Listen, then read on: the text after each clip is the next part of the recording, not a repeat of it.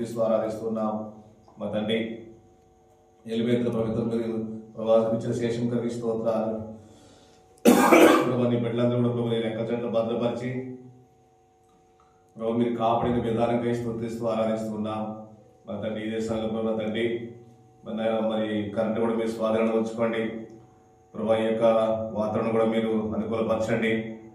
అదేవిధంగా ఇంకా రాష్ట్ర ప్రదేశాన్ని తోడుకోనండి. ఐక్యలను మీరు జ్ఞాపకం చేసుకోండి. నీ జ్ఞానం నీ ఆత్మవిషయంతో నింపండి. పాటల్లోనూ వాక్యంలోనూ వాయిద్యాల విషయంలో అన్ని విషయంలో ప్రభు మీరు మహిపతులు ప్రార్థన చేస్తున్నాం. మాకు కాదు నీ కృపా సత్యములు బట్టి నీ నామానికి మహిమ ఆరోపించుకుంటూ ప్రార్థన చేస్తున్నాం. మా తండ్రి ఐక్యలను కూడా ప్రభా నా తండ్రి కనికరించము. అదేవిధంగా ప్రభా నీ యొక్క పరిపూర్ణ యొక్క శక్తి బలము నీ ఆత్మక జ్ఞానము ప్రభాని మీరు నాకు అనుగ్రహించండి. మీ మాటలు మాత్రమే నా నోట ఉంచండి. అదేవిధంగా ఈ రాత్రి వేళ ప్రభా నీ సన్నిధిలో మేము ఎలా గడపాలో అన్ని విషయాల ప్రభు నీ మహిమని గడిపేందుకు నీ బిడ్డలందరూ కూడా దాన్ని జ్ఞాపకం చేసుకుని ప్రార్థన చేస్తున్నారు. అదేవిధంగా కొండపాడిచను కూడా దాని పరిచయం కూడా దీవెనకరంగా చేయండి. సత్తుపల్లి, ఖమ్మం, అదేవిధంగా తిరువూరు చుట్టూ ప్రాంతాల పరిచయం కొత్తగూడెం, అదేవిధంగా భద్రాచలము, అదేవిధంగా మణుగూరు, అదేవిధంగా మరి పాల్వంచ ఈ ప్రాంతాల పరిచయం దీవించమని ప్రార్థన చేస్తున్నారు. ఇంకా ప్రభుత్వం మరోసారి బదలకని, మంత్రి, సిసిసి, మంచిర్యాల, అదేవిధంగా ప్రభుత్వం రాజుగారు, ఉట్నూరు ఈ ప్రాంతాల పరిచయం దీవించము. ఎవరి ద్వారా పంపడిన బిడ్డలు కూడా అభిషేకించి వాడుకోండి. అదేవిధంగా ప్రభుత్వం మరోసారి అతడి ఖమ్మం ప్రార్థన మందిర పరిచయం కూడా మీరు మహిమకరంగా జరిగించుకుని ప్రార్థన చేస్తున్నాం. అదేవిధంగా మా తండ్రి నూతన ఆత్మ కూడా మీరు తిరిగి సమకూర్చండి. రాత్రి వేళ జ్ఞాపకం చేసుకోమని ప్రభు. అదేవిధంగా చిన్న బిడ్డలు ప్రభు వృద్ధులు ఎవరి సందర్భంలో ప్రభు నిద్రాభావం చూడ తప్పించుకునైనా ఆనందంతో ఆత్మతో సత్యంతో ప్రభు నేను ఆదరించిన కార్యక్రమం ప్రార్థన చేస్తూ మీ దైవస్తంలో మాకు చెప్పుకుంటూ ఆదరించు నడిపించమని యేసుక్రీస్తు ఘనమైన ఆశీర్వదించున్నాం తండ్రి. ఆమేన్. మాట్లాడుతున్నా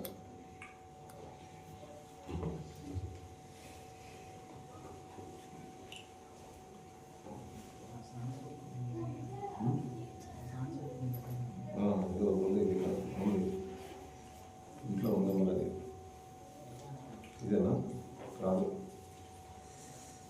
ఇదే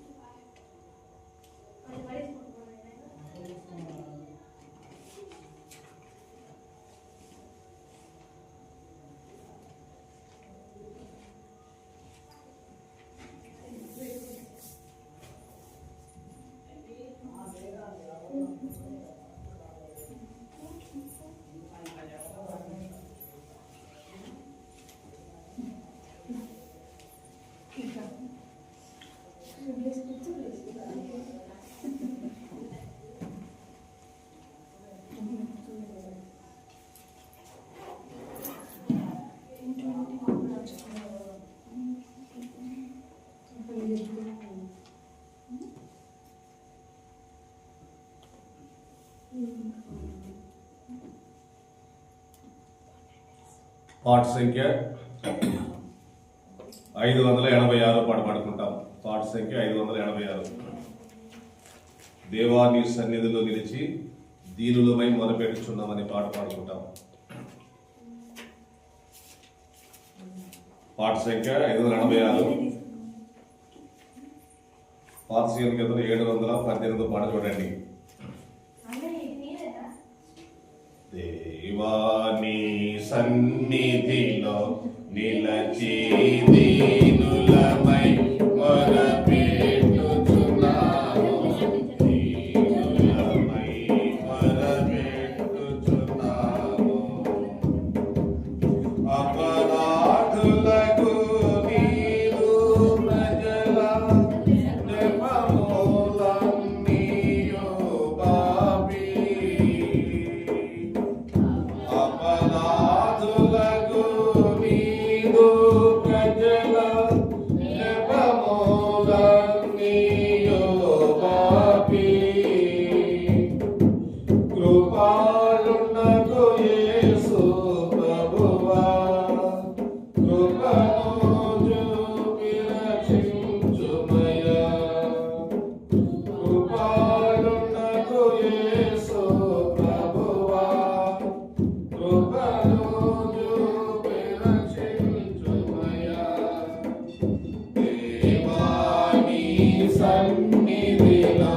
నిలచి దీనులమై మొరపెట్టుచున్నాము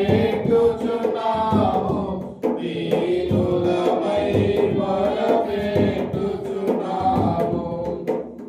చేసి ఉన్నాము నేరములెన్నో చేసిన మేలులను మరచి చేసి ఉన్నాము నేరములెన్నో చేసిన మేలులను మరచి మోసములో పడి ఉన్నాము యేసు ప్రభు జయము నిమ్ము మోసములో పడి ఉన్నాము యేసు ప్రభు జయము నిమ్ము దేవాని సన్నిధిలో దీనులమై మొరపెట్టుచున్నాము దీనులమై మొరపెట్టుచున్నాము లోకపు మర్యాదలకు లొంగి లోకుల మాటలను వినియు లోకపు మర్యాదలకు లొంగి లోకుల మాటలను వినియు నీ కట్టడలను మరచితివి కట్టుము మమ్ము నీ వాక్యముచే నీ కట్టడలను మరచితివి కట్టుము మమ్ము నీ వాక్యముచే నీ సన్నిధిలో నిలచి దీనులమై మొరపెట్టుచున్నాము దీనులమై మొరపెట్టుచున్నాము నీ స్వార్థులకు నీ దాసులను విశ్వాస ప్రామాణికులను నీ స్వార్థులకు నీ దాసులను విశ్వాస ప్రామాణికులను శాశ్వతమైన ప్రేమతో నింపు విశ్వాసులు స్థిరపడి నడువా శాశ్వతమైన ప్రేమతో నింపు విశ్వాసులు స్థిరపడి నడువా దేవాని సన్నిధిలో నిలచి దీనులమై మొరపెట్టుచున్నాము దీనులమై మొరపెట్టుచున్నాము సాహసములో మమ్ము నిలిపి సహనము మాకు నేర్పించి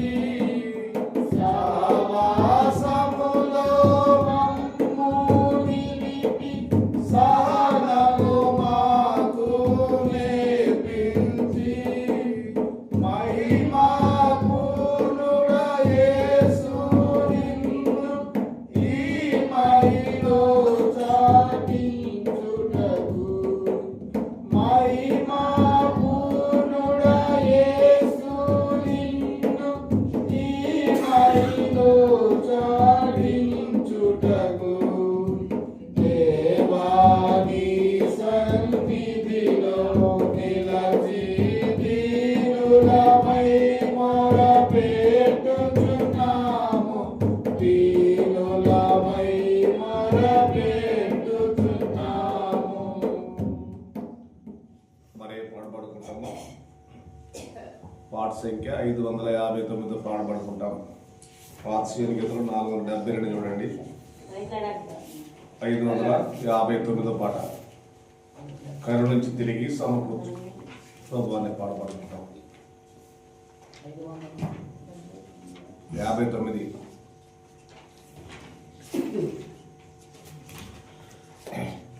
కరుణించి తిరిగి సమకూర్చు ప్రభువా కరుణించి తిరిగి సమకూర్చు ప్రభువా క్షమాపణ నిన్ను వేడుచున్నాను క్షమాపణ నిన్ను వేడుచున్నాను దావీదు రాజు నీవుడై వేడా దావీదు రాజు నీవుడై వేడా అవనిలో పొందిన నష్టములన్నీ అవనిలో పొందిన నష్టములన్నీ దేవా నీవు సమకూర్చితివే దేవా నీవు సమకూర్చితివే కరుణించి తిరిగి సమకూర్చు ప్రభువా కరుణించి తిరిగి సమకూర్చు ప్రభువా క్షమాపణ నిన్ను వేడుచున్నాను క్షమాపణ నిన్ను వేడుచున్నాను శత్రు సమూహపు కుతంత్రములతో శత్రు సమూహపు కుతంత్రములతో ఓపిగా నేను నష్టపడితిని ఓపిగా నేను నష్టపడితిని మిత్రుడేసులు సమకూర్చుము తండ్రి మిత్రుడేసులు సమకూర్చుము తండ్రి కరుణించి తిరిగి సమకూర్చు ప్రభువా కరుణించి తిరిగి సమకూర్చు ప్రభువా క్షమాపణ నిన్ను వేడుచున్నాను క్షమాపణ నిన్ను వేడుచున్నాను పసరు గొంగలి చీడ పురుగులు పసరు గొంగలి చీడ పురుగులు నాశము చేసిన పంటను కూర్చుము నాశము చేసిన పంటను కూర్చుము యేసు ప్రభు నిన్ను వేడుచున్నాను యేసు ప్రభు నిన్ను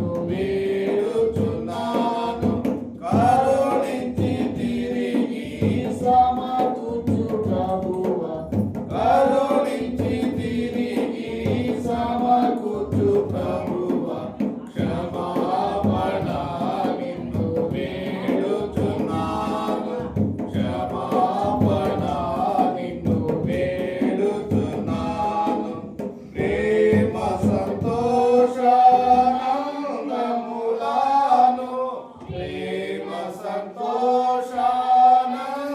సంతోషానందములను ప్రధాన యాజక పోగొట్టుకొంటిని ప్రధాన యాజక పోగొట్టుకొంటిని ప్రేమతో నీవు సమకూర్చుమా ప్రేమతో నీవు సమకూర్చుమా కరుణించి తిరిగి సమకూర్చు ప్రభువా కరుణించి తిరిగి సమకూర్చు ప్రభువా క్షమాపణ నిన్ను వేడుచున్నాను క్షమాపణ నిన్ను వేడుచున్నాను పాపపు విషముతో నా పాత్ర నిండెను పాపపు విషముతో నా పాత్ర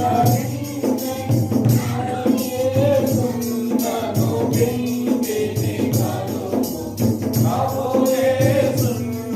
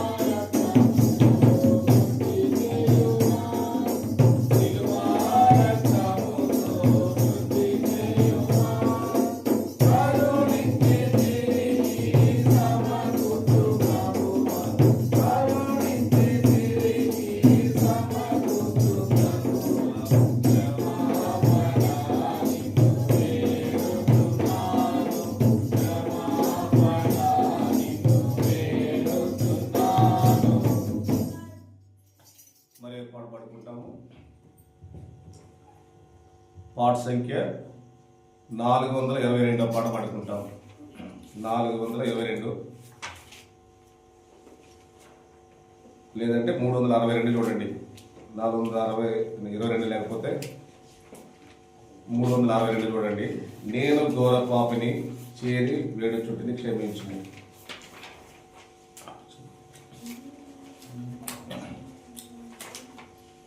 దీన్ని కలిపి చేసి స్పీడ్ ఎలా నేను ఘోర పాపిని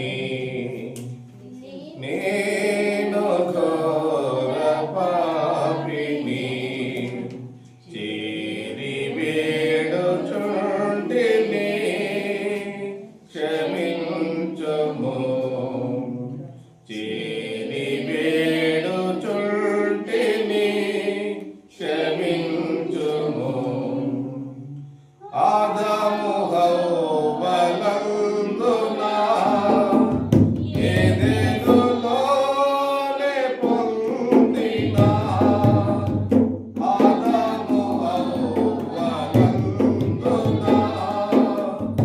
ఏదెనులోనే పొందిన ఆది దోషము అంటియుండెనయ్యా ఆది దోషము అంటియుండెనయ్యా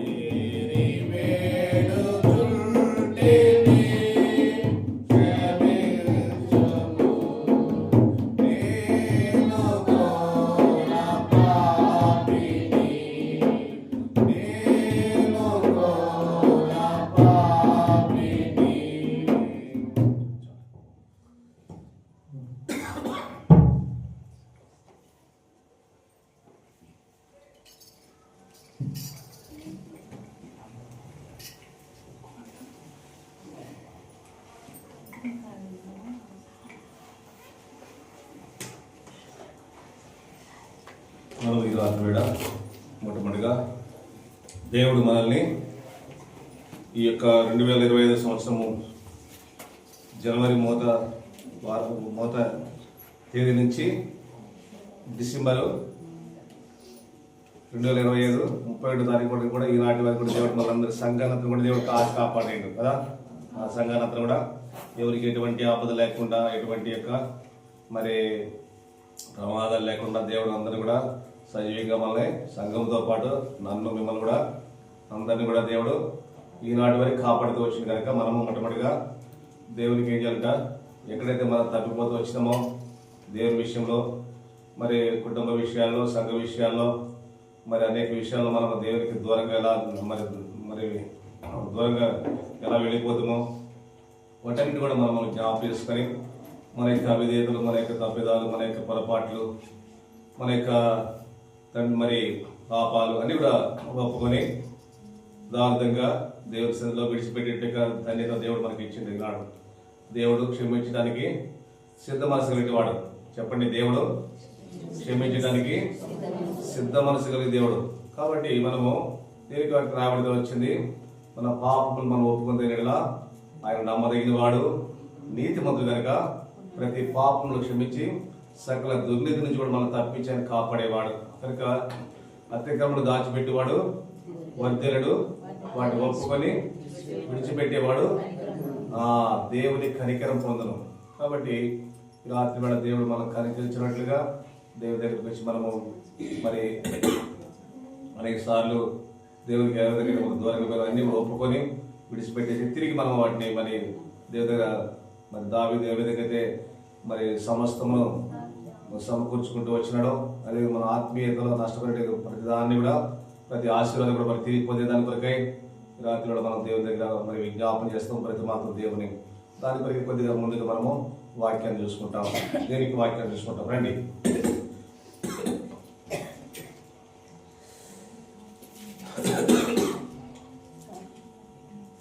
దీని యొక్క వాక్యం వచ్చి మనము 10 నిమిషాలు కీర్తన గ్రంథము 130 అధ్యాయం, కీర్తన 130 అధ్యాయము,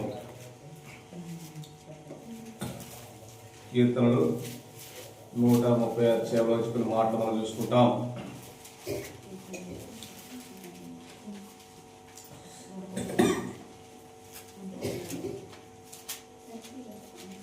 ఈ అధ్యాయంలో మొత్తము 8 వచనాలు ఉన్నాయి. మనము మార్చి పెద్ద చదువుకుంటాం. చదవగలిగిన వాళ్ళు స్పష్టంగా పెద్దగా అర్థమయ్యే రీతిలో అందరికి అర్థమయ్యే రీతిలో చదవాలి. నేను ఒక మాట, మీరు ఒక మాట చదువుతాం. మనం కలిపి నేను ఒక వాక్యము, మీరు ఒక వాక్యము ఉత్తరపరిచితంలో చదువుకుంటాం. యెహోవా అగాధ స్థలముల నుండి నేను నీకు మొరపెట్టుచున్నాను.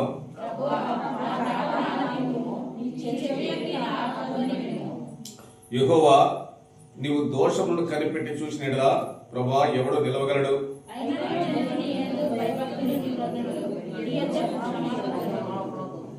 యెహోవా కొరకు నేను కనిపెట్టుకొనుచున్నాను, నా ప్రాణము ఆయన కొరకు కనిపెట్టుకొనుచున్నది, ఆయన మాట మీద నేను ఆశ పెట్టుకొని ఉన్నాను.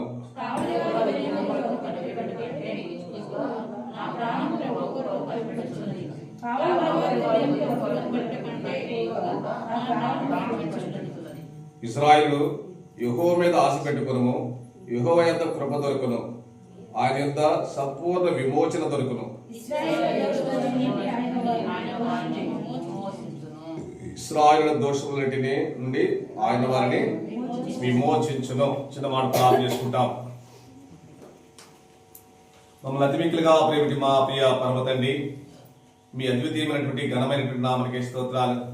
ప్రభా, ఇశ్రాయేలు యొక్క పాపాల నుంచి విమోచించే దేవా, ఈ రాత్రి వేళ ప్రభా నీ బిడ్డలుగా మా పాపాలు, మా విధేయతలు, మా యొక్క అక్రమాలు అన్నీ కూడా ప్రభా మీరు మమ్మల్ని విమోచించండి ప్రభా. అదేవిధంగా తిరిగి నీ యొక్క కరుణకు మమ్మల్ని పాత్రలుగా చేయండి, నీ కృపకు మమ్మల్ని పాత్రలుగా చేయండి నాయన ప్రభా. ఈ విధంగా చౌడిక వాక్యం ద్వారా 130వ కీర్తన 1-8 వచనాలు ప్రభా మేము ఉత్తరప్రదేశ్లో చదువుకున్నాం.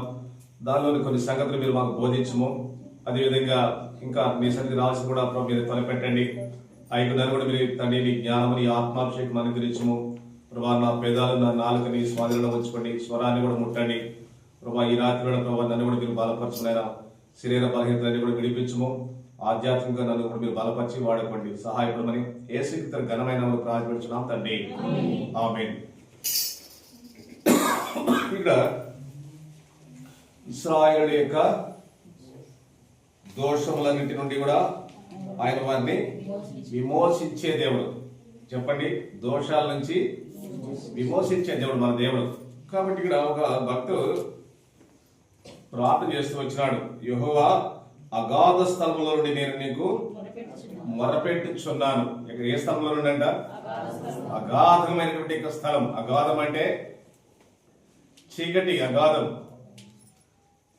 కానరానిటువంటి పరిస్థితి. అగాధం అంటే అగాధంలో పోతే అంటారు కదా, తీసుకొచ్చినాం నేను అగాధంలో పడేసాం మా అమ్మ మా నాన్న అంటారు కదా.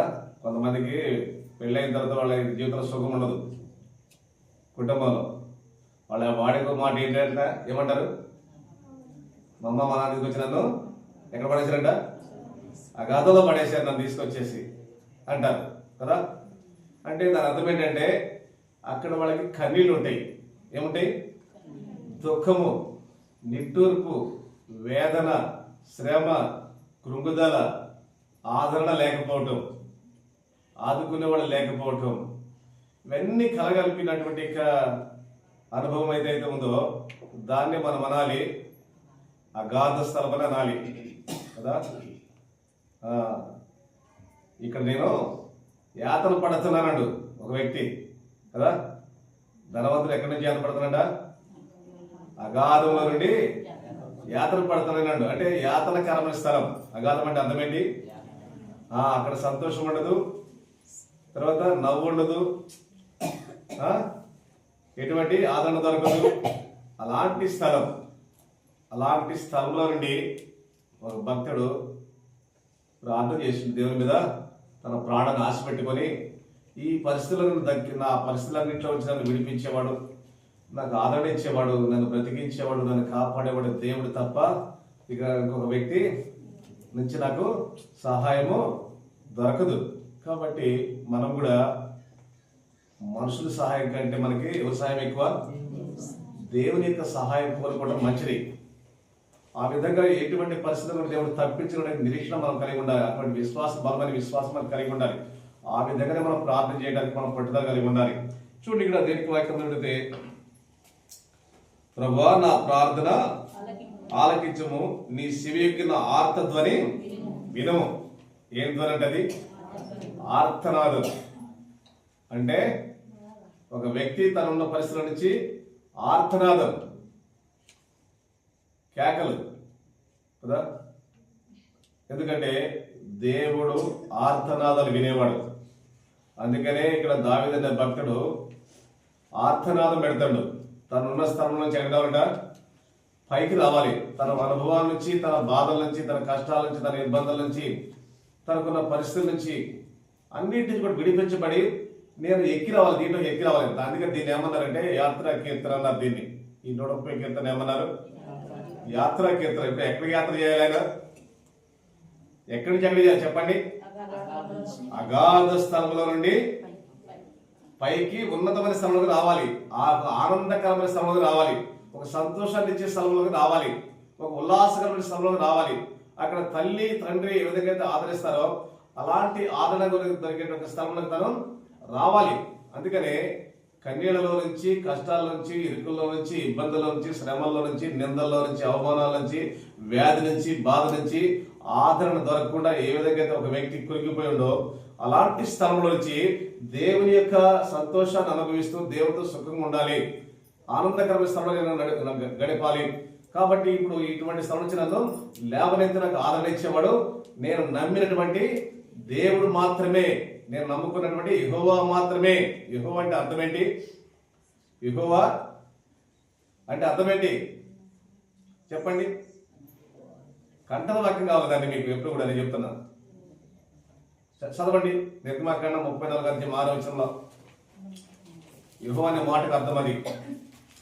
యెహోవా అంటే కనికరము, దయ, దీర్ఘశాంతము, విస్తారమైన కృపా సత్యములు గల దేవుడైన యెహోవా. అది కనికరము, దయ, దీర్ఘశాంతము, విస్తారమైనటువంటి కృపా సత్యములు కలిగిన వాడు యెహోవా. అంటే ఆయన కోపిష్టి కాదు, ఆయన ముఖ్యోపి కాదు, అందుకని యేసుప్రభువు అన్నారు, నా ఎద్దుకు వచ్చు వారిని ఎంత మాత్రం కూడా నేను బయటికి త్రోసివేయను. మన కోపంతో వ్యక్తిని నీ మొక్క నాకు చూపిద్దాం అంటాం, అసలు నా ఇంటికి రావద్దు అంటాం. అర్థమైందా? మన కోపం వస్తే ఏదైనా చేస్తాం, కానీ మనలాగా కోపించేవాడు కాదు ఆయన. ఆయన దీర్ఘశాంతుడు. ఒక మానవుడు కోపించినదిగా దేవుడు తన బిడ్డల పట్ల కోపించేవాడు కాదు. ఆయన దీర్ఘశాంతుడు, విస్తారమైన కృపా సత్యం వాడు. ఇలాంటి దేవుడు దావీదు ప్రార్థన చేసే దేవుడు, మనం ప్రార్థన చేసే దేవుడు కూడా ఆయనే. అర్థమవుతుందా? మనం ప్రార్థన చేసే దేవుడు, మన పితరుడైన దావీదు చేసి తప్పించినటువంటి దేవుడు కూడా ఆయన ఒక్కడే మాత్రమే. కాబట్టి ప్రతి వ్యక్తిని కూడా కాపాడేవాడు, ప్రతి వ్యక్తిని కూడా అగాధ స్థలం నుంచి పైకి లేపగలిగిన వాడు ఆయన ఒక్కడే మాత్రమే. ఎందుకంటే ఆయనలో ప్రేమ ఉంది. చెప్పండి, ఆయనలో ప్రేమ ఉంది, ఆయనలో కనికరం ఉంది, ఆయనలో దయాళత్వం ఉంది, ఆయనలో మంచితనం ఉంది, దీర్ఘశాంతం ఉంది, కృపా సత్యంలో ఉన్నాయి ఆయన యొక్క స్వభావం అది. కాబట్టి ఒక వ్యక్తి పట్ల మరి దేవునికి అలాంటి స్వభావం ఉంది కనుకనే అలాంటి దేవుడిని మనం ఏం చేయాలి? ప్రార్థన చేయాలి. మనం ఉన్న పరిస్థితుల నుంచి ఎక్కి రావాలి బయటికి. ఈ రాత్రి వేళ మనం కూడా పరిశీలించుకుంటాం. ఎన్నిసార్లు దేవుని మందిరం విడిచిపెట్టినాం, ఎన్నిసార్లు సంఘ ప్రార్థన విడిచిపెట్టినాం, ఎన్నిసార్లు కుటుంబంలో కలహాలతో మనం గడిపినాం, ఎన్నిసార్లు మనము అబద్ధాలతో మోసంతో గడిపినాం, ఎన్నిసార్లు దేవుడు చూస్తుండగానే మనము మరి తప్పిపోయినాము. ఇవన్నీ కూడా దేవుడు చూస్తుండు. అవన్నీ కూడా మనము క్షమించబడాలంటే ఈ రాత్రి మనం ఏం చేయాలి? వాటన్నిటిని మనం జ్ఞాపకం చేసుకొని దేవునికి మనకి ఎంత దూరం ఉందో, ఏ విషయాల్లో మనం తప్పిపోయినామో, ఏ విషయాల్లో మనం బలహీనంగా ఉన్నామో, ఏ విషయాల్లో మనం మరి మోసంలో పడిపోయినామో, అబద్ధాల్లో పడిపోయినామో, ఇంకా శరీర కార్యాల్లో పడిపోయినామో, వీటన్నిటిని కూడా మనం జ్ఞాపకం చేసుకొని పశ్చాత్తాపడి దేవుని దగ్గరికి వచ్చి మనం ఏం చేయాలి? ఒప్పుకొని ప్రార్థన చేయాలి. ఒప్పుకొని ప్రార్థన చేస్తే దేవుడు ఏం చేస్తుంట? క్షమించి సకల దుర్నీతులను కూడా మనల్ని తప్పించేవాడు, క్షమించేవాడు. చూడండి, దీనికి వాక్యం దీనికి వాక్యంలో 69వ కీర్తన చూడండి, మొదటి వచనం. కీర్తన గ్రంథం 69వ అధ్యాయము మొదటి వచనం. దేవా, జలములు నా ప్రాణం మీద పొర్లుచున్నవి, జలములు నా తల మీద నా ప్రాణం మీద పొర్లుచున్నవి, నన్ను రక్షించుము. నిలుకయ్యని అగాధమైన దొంగ ఊబిలో దిగిపోవచ్చున్నాను. ఎక్కడంట? నిలకయ్యని అగాధ స్థలంలో నేను. చూడండి, దేవా, జలములు నా ప్రాణం మీద పొర్లుచున్నవి, నన్ను రక్షించు. అంటే ఇప్పుడు తన పరిస్థితి ఏంటి? ఎలాంటి పరిస్థితులు ఉండడా? పొరపాటున ఒక వ్యక్తి, ఈత రాని వ్యక్తి, నీళ్ళలో దిగిన వ్యక్తి అనుకోకుండా నీళ్ళలో పడింది అనుకోండి, లోతైన నీళ్ళలో ఎలా ఉంటుంది పరిస్థితి? ప్రాణం మీదకి వచ్చేస్తుంది కదా, వెంటనే ప్రాణం పోద్ది. మన వ్యక్తి ఇక్కడ చనిపోయింది కదా, మన కాలంలో పడి ఒక నెల క్రితమో 20 రోజుల క్రితం చనిపోరా? లారీ డ్రైవర్ అయినా మీకు తెలుసా? సరిపోయాడు ఇక్కడ కాలంలో దిగి. ఎందుకంటే తను నీళ్ళు ముంచివేసినాయి, ఊపిరాడని పరిస్థితి. అంటే ఊపిరాడని పరిస్థితి. ఒక వ్యక్తి ఎలా ఉండట? ఊపిరాడని పరిస్థితిలో ఉన్నాడు. ఇక ప్రాణం మీదకి వచ్చింది, జలాల్లో మునిగిపోతుండట. దేని వాగ్దానం ఉంది, నువ్వు జలములో పడి దాటినప్పుడు అవి నీ మీద పొర్లి పారవు, నేను నీకు తోడై ఉంటా కదా. 43వ కీర్తన 2వ వచనంలో, నువ్వు నదుల్లో పడి దాటినప్పుడు జలం నీ మీద పొర్లి పారవని వాగ్దానం ఉంది. కాబట్టి దేవుని విశ్వాసం ఉంచిన వారికి దేవుడు సహాయం చేసేవాడు. ఈ రాత్రి దేవుని సహాయం కావాలా? మనకు వద్దా? మనుషుల సహాయం కావాలా? దేవుని సహాయం కావాలా? లేదా అయ్యగారి సహాయం కావాలా? దేవుడు. మనం రక్షించేవాడు ఎవరు? దేవుడు. ప్రాణాన్ని కాపాడేది ఎవరు? దేవుడు. అందుకని ఇక్కడ దావీదు అంటాడు కదా, నిలకనీయని స్థలంలో నేను దొంగ ఊబిలో దిగిపోవచ్చున్నా. నేను ఎక్కడుండా? నిలకనీయనటువంటి దొంగ ఊబిలో తను నిలబడిపోయినట్టు దిగజారి కిందకి పోతున్నట్ట. ఆ ఊబిలో పోయిన వ్యక్తిని ఏ రంగం తీసుకొచ్చి లాక్కున్నప్పుడు ఏ రంగు కూడా దిగిపోద్ది దాంట్లోకి. అవునా కదా? దిగిపోయే దాంట్లోకి. కాబట్టి ఎవరు కూడా దాంట్లో దిగి సాహసం చేయరు. దేవుడు మాత్రమే మనం ఏ స్థలంలోకి పోతే ఆ స్థలంలోకి దిగి రాగలడు. ఎందుకంటే ఆయనలో ఏముంది చెప్పండి? ప్రేమ ఉంది. మనం ఏ స్థలంలోకి వెళ్తే కూడా ఆ స్థలంలోకి వచ్చి మనల్ని రక్షించగలడు. మనము నిలకనే స్థలంలో ఉన్నా, లేకపోతే ఊపిరి మీద కూర్చుంటే ఇక నీళ్లు పొర్లు పారుతుందా, అలాంటి స్థలం నుంచి కూడా దేవుడు ఏం చేయగలడంట? ఏం చేయగలడు? తప్పించగలడు, కాపాడగలడు. ఎందుకంటే ఆయన ప్రేమాస్వరూపి. అందుకనే నేను పాపులను వెతికి రక్షించడానికి వచ్చినాడు, నశించిపోయే వారిని వెతికి రక్షించడానికి వచ్చినాడు.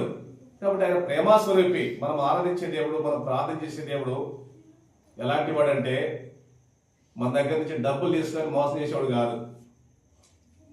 డాక్టర్ లాగా నేను వైద్యశాల కదా చేతులు ఎత్తేవాడు కాదు కదా. బిల్లు కట్టించుకుంటారు, నా వల్ల కాదంటారు. అలాంటి వాడైతే కాదు. ఆయన మనల్ని కోరుకునేది ఏంటంట? ఆయన ఎందుకు మనం విశ్వాసం ఉంచి ఆయన ప్రీతి పాస్తులుగా మనం ఆయన దగ్గరకు వచ్చి విశ్వాసం ఉంచి నలిగి విరిగిన హృదయంతో మనం ఏంటంట? ప్రార్థన చేయాలి. అందుకనే ఈ రాత్రి వేళ మనం కొద్ది నిమిషాలు ఏం చేస్తాం? ప్రార్థన చేస్తాం. ఏ స్థితిలో ఉన్నాం మనం, అయినా సరే దేవుడు మనం విడిచిపెట్టిండా? అబద్ధాలలో ఉంటిమి, మోసాల్లో ఉంటిమి, శరీర క్రియల్లో ఉంటిమి, కొంతమంది రకరకాల పాపాల్లో మునిగిపోయి ఉండే, అయినా సరే దేవుడు ఏం చేసిండు? ప్రాణాన్ని ఏం చేసిండు? కాపాడిండు దేవుడు కదా. ఆయన ఏమి మన మీద కోపగించి మన ప్రాణం మీద తీసుకొచ్చి మనల్ని చంపేలా దేవుడు వదిలిపెట్ల మనల్ని. ఆయన మనల్ని కాపాడుతమ్మా, మీరు మేకుండా కూర్చోండి, కాపాడుతూ వచ్చాడు. అదే కాపాడకపోతే మనకంటే జ్ఞానం కలిగిన వాళ్ళు, మనకంటే అందం కలిగిన వాళ్ళు, ఐశ్వర్యం కలిగిన వాళ్ళు, ఎంతో హోదా కలిగిన వాళ్ళు ఎంతమంది 2000 సంవత్సరంలో 25 సంవత్సరంలో పోలే, లోకం విడిచిపోలేదు, పోయారా లేదా? వాళ్ళందరికంటే మనం శ్రేష్ఠులు అంటారా? మనమే శ్రేష్ఠులమేం కాదు, వాళ్ళందరికంటే ఇంకా మనము తక్కువే అన్ని విషయాలు కూడా. అయినా సరే దేవుడు మనల్ని కాపాడిందంటే అది ఆయన కృప. ఈనాడు మనం ఊపిరితో ఉన్నామంటే, ఈనాడు మన చక్కగా దేవుని మందిరంలోకి వచ్చినామంటే ఇది దేవుని యొక్క కృప. కాబట్టి దేవుడు మనల్ని విడువక ఎడబాయిక ఆయన మనల్ని ఏం చేయడా? కాపాడుతూ వచ్చాడు. అందుకని మనము దేవునికి ఏం చేయాలి? ప్రభువా, నేను పాపంలో ఉంటూ వచ్చిన, అగాధునిక స్థలంలో ఉంటూ వచ్చిన, నిలకని జగట ఊబిలో ఉంటూ వచ్చిన, నేను నా తల మీద నీళ్లు ప్రవహించే పరిస్థితులు ఉన్నాయి. అలాంటి స్థితి, కన్నీళ్లు, కష్టాలు, ఇబ్బందులు, శ్రమలు, ఇరుకులు, ఇవి యాతనలు, ఇవన్నీ కూడా నన్ను చుట్టుకొని ఉన్నాయి. నన్ను ఆదరించేవాడు ఒక్కడు కూడా లేడు. అయినా సరే నన్ను విడిచిపెట్టలేను. వాటన్నింటి కూడా నన్ను విడిపించి ఇప్పుడు నీ సన్నిధికి వచ్చి నేను నీ బిడ్డగా నా విధులను బట్టి నేను ప్రార్థన చేస్తున్న ప్రభావం మనం ఏం చేయాలంట? ఒప్పుకొని ప్రార్థన చేసి వాటిని విడిచిపెట్టాలంట. చూడండి, దీనికి వాక్యం మనం దీనికి వాక్యంలో కీర్తన గ్రంథము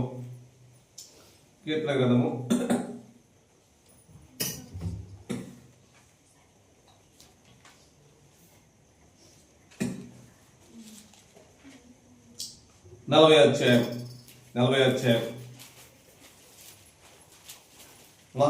చదవండి.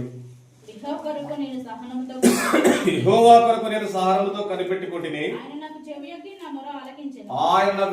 నా మొర ఆలకించెను. ఎవరి కొరకట? యెహోవా కొరకు నేను సహనంతో కనిపెట్టుకొని ఉన్నా. ఆయన నా మొరకు చెవియొగ్గి ఆలకించాడు. సహనముతో కనిపెట్టుకోండు అంటే దేవుడి మీద రక్షణ కొరకు ఒక వ్యక్తి సహించుకుని ఆపదలన్నింటిలో కూడా తట్టుకుంటూ దేవుడు నన్ను కాపాడతాడు, దేవుడు నన్ను రక్షిస్తాడు, నేను ప్రార్థించిన దేవుడు వీటుడు అనే విశ్వాసంతో, బలమైన విశ్వాసంతో తనున్న పరిస్థితులను చేసాడా? చేసాడు, ప్రార్థన చేసాడు. అక్కడ కింద జవాబు చూడండి, 3వ వచనంలో. 3వ వచనం చదవండి. తనకు స్తోత్రము క్రొత్త గీతము మన దేవుడు నా నోట నుంచెను. అనేకులు దానిని చూసి భయభక్తులు కలిగి చాలండి. చూడండి, ఒక స్తోత్రము క్రొత్త గీత ఆయన నోట నుంచాడు. నా పాదములు బండ మీద స్థిరపరిచి నిలిపిండు, బండ మీద నిలిపిండు. కాబట్టి ఎక్కడి నుంచి ఎక్కడికొచ్చిండు ఆ వ్యక్తి? అగాధంలో నుండి, కన్నీళ్లలో నుండి, కష్టాల్లో నుండి, ఇబ్బందుల్లో నుండి, శ్రమల్లో నుండి, వీటన్నిటి నుండి కూడా ఆ వ్యక్తి పైకి వచ్చి ఎక్కడ ఉండట? బండ మీదకి వచ్చేసి పైకి వచ్చేసాడు. బండి ఎత్తైన బండ మీదకి ఎక్కేసాడు. అంటే కింద ఎక్కడో అగాధంలో ఉండాల్సిన వాడు ఇప్పుడు ఎక్కడికి వచ్చాడు? బండ మీదకి వచ్చి తన పాదాలు నిలిపినందుకు దేవునికి స్తోత్రం చేస్తున్నట్ట, కొత్త కీర్తన పడుతున్నట్ట. కాబట్టి మనం కూడా అదే విధంగా మనం ఉన్న స్థితిలో నుంచి మనం ఏం చేయాలి? ఎక్కి రావాలి, ఎక్కాలి, పైకి ఎక్కి రావాలి. ఆధ్యాత్మికంగా ఎక్కుతుండాలి. ఏటేటా మనం ఎక్కుంటూ దేవుని యొక్క పోల్పును మనం మార్చబడుతూ రావాలి. అందుకనే చూడండి దేనికి వాక్యంలో మరి 32వ కీర్తన దావీదు చూడండి, 32వ కీర్తన గ్రంథం 32వ అధ్యాయం 1-2 తన అతిక్రమకు పరిహారము నందినవాడు, తన పాపములకు ప్రాయశ్చిత్తమునందినవాడు ధన్యుడు. యెహోవా చేత నిర్దోషని ఎంచబడినవాడు, ఆత్మలో కపటము లేనివాడు ధన్యుడు. ఏంటంట? యెహోవా చేత నిర్దోషి అంటే దోషము లేనివాడు. ఎవరున్నారు దోషం లేనివాడు? ఒక ఆమె శాస్త్ర పరిచయకి వ్యభిచారం చేత పట్టబడిందంట. పట్టబడితే ఆమెను తీసుకొచ్చేసి ప్రభు దగ్గర నిలబెట్టారు. ప్రభా, ధర్మశాస్త్రం ఏమని రాళ్లతో కొట్టి సమ్మని చెప్తుంది కదా, మరి నేను పాపం రక్షిస్తాను కదా, మరి ఇప్పుడు నువ్వేం చేయదలుచుకుంది, ఈ విషయంలో ఏం చేయదలుచుకున్నావు అని చెప్పేసి అని యేసు ప్రభువుని శోధించారు శాస్త్రులు పరిచయం. అప్పుడు యేసు ప్రభు ఏం చేశారు? ఆయన వంగి తన విరేతో నేల మీద ఏదో రాస్తున్నాడంట. రాస్తుంటే వాళ్ళు ఏం రాస్తున్నారని చెప్పేసి అందరూ వచ్చి దగ్గరకు చూశారంట. అప్పుడు ఏమైంది? వారి యొక్క పాపములు బయలుపరచబడ్డాయంట. ఎవరి పాపలు? అప్పుడు యేసు ప్రభు చెప్పారు, మీరు పాపం లేనివాడు ఆమె మొదటగా రాయిపోయిందంట. అంటే అందరూ ఇప్పుడు ఎక్కడ ఏమయ్యారు? చిన్నవారి వరకు పెద్దవారి వరకు అక్కడ నుంచి మేళకి వెళ్ళిపోతున్నారట. ఎవరికి చెప్పట్లేదంట. ఎందుకు వెళ్ళిపోవాలంటే కూడా కారణం చెప్పలేదంట. ఒకటి వెళ్ళిపోతున్నారట. ఎందుకంటే వెళ్ళిపోకపోతే యేసుప్రభువు పాపాలు బయట పెడతారు. మళ్ళీ రాయేశారు అనుకోండి, ప్రత్యక్ష బయలుపరుస్తారన్నమాట. అందుకని వాళ్ళు ఏం చేశారంటే భవనానికి వెళ్ళిపోయారట. అంటే అందరూ కూడా ఏం చేశారు? అక్కడ ఉన్నందుకు కూడా పాపం చేశారు, చిన్నవారి వరకుని పెద్దవారి వరకు కూడా. కాబట్టి పాపం లేనివాడంటూ భూమి మీద లేడు. అందరూ కూడా పాపం చేసి దేవుడు అనుగ్రహించి మహిమను పొందలేకపోతున్నారు. దీనికి వారికి రాయబడుతూ వచ్చింది. కాబట్టి అందుకని దావీదు, నేను పాపంలోనే పుట్టిన వాడు, పాపంలో తల్లి నన్ను గర్భం ధరించినట్టు కదా 50 కీర్తన 4వ వచనంలో. కాబట్టి ఇక్కడ పాపము 32వ కీర్తన 2వ వచనంలో యెహోవా చేత నిర్దోషి. ఎవరట? దేవుని చేత ఏమనిపించుకోవాలట? ఎవరన్నా వచ్చేసి దేవుని సన్నిధికి వచ్చేసి నాలో దోషం లేదు, నేను నిర్దోషం చెప్పగలరా? ఎవరు చెప్పగలరా? నాకు ఏ పాపం చేయలేదు, నాలో ఏ దోషం లేదు, నేను నిర్దోషంగా నా ఆత్మ అసలు కపటమే లేదు, ఆత్మ కూడా నాకు చాలా క్లీన్ గా ఉంది, పరిశుభ్రంగా ఉంది, నాలో ఏ దోషం లేదు చెప్పగలరా? చెప్పలేరు. అయితే దేవుడు ఒక వ్యక్తిని ఏం చేయగలడు? నిర్దోషిగా చేయగలడు. ఎంత చేయగలడు? దావీదు పాపం చేసినప్పుడు దావీదు చేసినప్పుడు దేవుని దగ్గరికి వచ్చి నాతో దగ్గర ఏమన్నాడు? నేను పాపం చేసిన వ్యక్తిని నేనే, మరణానికి పాత్రులను నేనే అని ఒప్పుకోండు. అంటే ఏదైతే చేసిండో దాన్ని ఏం చేసిండు? ఒప్పుకోండు. అంటే అందరూ ఒప్పుకుంటారా? దావీదు లాగా ఒప్పుకుంటారా? ఒప్పుకోరు. ఉన్నదంటే ఒప్పుకోవడం అంటే చాలా కష్టం. చేయడం అంటే చేస్తాం కానీ పాపం ఒప్పుకోవాలంటే చాలా కష్టం కదా. కాబట్టి దావీదు అలాంటి వాడు కాదు. దావీదు అసలు ఆత్మలో ఏముండదంట? కష్టం ఉండదంట. అంటే ఏదైతే చేసిండో దాన్ని ఏం చేస్తారు? చెప్పేస్తారు. అంతే బయటికి చేసింది చెప్పాలి. అది ఆత్మ క్లీన్గా ఉంటుంది. ఇప్పుడు ఏదన్నా ఒక బస్తా ఒడ్డు పోసిన అనుకోండి, మరి దాన్ని దులిపే శుభ్రం చేస్తే బస్తా క్లీన్ అయిపోద్ది కదా. అదేవిధంగా ఆత్మలో ఏదైతే ఉందో మనకి ఏదైతే చేసిందో దాన్ని మనం ఏం చేయాలంట? చెప్పేసేయాలి. అందరు చెప్పరు. చెప్పకుండా ఏం చేస్తారు? కప్పెట్టుకుంటారు, దాచుకుంటారు కదా. ఆ దాచుకునేవాడే నిర్దోషి. చెప్పండి, నిర్దోషి అంటే ఎవరు? ఒప్పుకొనకుండా కప్పుకునేవాడు ఎలాంటి తిరుగుతారు? నిర్దోషానికి తిరిగిపోతారు అనమాట. దోషం లేనివాడు ఉండాలంటే ఉన్నదాన్ని ఉన్నట్లుగా ఒప్పుకోవాలి. అప్పుడే క్షమాపణ దొరుకుతుంది దేవుని దగ్గర. అందుకనే దావీదు ఒప్పుకొనడు, విడిచిపెట్టిండు, దాని పాపాన్ని విడిచిపెట్టేసిండు, ఒప్పుకొనడు. నేను మరణానికి పాత్రనే, పాపం చేసిన వ్యక్తి నేనే అని ఒప్పుకున్నాడు దావీదు. అప్పుడు యెహోవా చేత దావీదు ఏమన్నట? నీవు నిర్దోషివి, ఆత్మలో నీకు ఏం లేదు, కపటం లేదు. కాబట్టి నిర్దోషిగా ఉండాలంటే ప్రభు యొక్క రక్తం ఒక వ్యక్తి చేసింది, కడిగి వేసింది, శుభ్రంగా కడిగి వేసింది. కాబట్టి ఈ రాత్రి వేళ మనం కూడా నిర్దోషిగా ఉండాలంటే మనమంతకు మనము నిర్దోషులుగా ఉండలేము, కాలేము, నిర్దోషులుగా కాలేము. ఎవరు కూడా, ఏ మనుషులు కూడా. నేను చెప్పేవాడు నేనైనా, కూర్చున్న మీరైనా, ఇంకా బయట వినేవాళ్ళైనా, ఎవరైనా సరే ఒక వ్యక్తి నిర్దోషిగా ఉండడు. కాబట్టి నిర్దోషిగా ఉండాలి అంటే ప్రభు రక్తము వ్యక్తి ఏం చేయాలి? కడగాలి. ప్రభు యొక్క రక్తము అంతరంగాన్ని మొదలు కడగాలి. అందుకనే ఆ కడగబడకపోతే, ఈ రాత్రి మన హృదయం కడగబడకపోతే, ఈ రాత్రి మన హృదయం అంతా కూడా ఈ సంవత్సరంలో చేసినంతా కూడా పేరుకుపోయినంత కూడా ఏం చేయాలి? హృదయంలో పేరుకుపోయినంత కూడా ఏం చేయాలి? కడగబడాలి. ప్రభా నన్ను కూడా కడుగు నాయన, నన్ను కూడా నీ బిడ్డగా అంగీకరించు, నన్ను కూడా నీ కుమారుడిగా అంగీకరించు. ఈ రాత్రి కూడా ఎన్నో సార్లు నీ మందిరాన్ని విడిచిపెట్టా, నీ సంఘాన్ని విడిచిపెట్టా, నీ యొక్క మరి సంఘ కార్యక్రమం విడిచిపెట్టేసా, ఈ ఇష్టానుసారమైన రీతిలో నా జీవితం నేను గడుపుకున్నా. కాబట్టి లెక్కలేని తరలో వచ్చిన ఇదే విధంగా ఉన్నా కూడా నన్ను మాత్రమే నువ్వు ఈ లోకంలో విడిచిపెట్టకుండా అనేకమైన ఆపదల నుంచి, కష్టాల నుంచి, కన్నీళ్ళ నుంచి, అన్నింటినీ కూడా విడిపించి ఇప్పుడు వరకు నన్ను భద్రపరచడమంటే నా పట్ల నీకున్న ప్రేమ ఎంత అధికమైందో. కాబట్టి నా పాపంలో నుంచి, నా అపరాధాల నుంచి, నా యొక్క కన్నీళ్ళ నుంచి, నా కష్టాల నుంచి, నాకు అన్నింటిలో కూడా నువ్వు నాకేం చేయాలి? విడుదల దయచేయి. నేను ఒప్పుకొని విడిచిపెడుతున్నా ప్రభా. రాబోయే దినాల్లో కూడా నేను నీకు నమ్మకస్తులుగా నీకు వరకు నేను జీవించడానికి నీ యొక్క రక్తంతో నన్ను కడిగి శుద్ధి చేసి నీ బిడ్డకు నన్ను అంగీకరించి రాత్రుడని చిన్న మాట మనం ఏం చేయాలి? ప్రార్థన చేయాలి. దావీదు వలె. అందుకని ఎటువంటి దేనికి వాక్యం మనం చూసినట్టయితే ఈ రాత్రి వేళ కొద్ది నిమిషాలు మనం ప్రార్థన గడిపే ముందు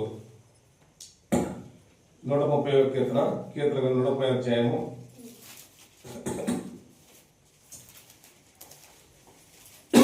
3-4 వచనాలు కదండి. 3-4 వచనాలు. 130 కీర్తన 3-4 వచనాలు.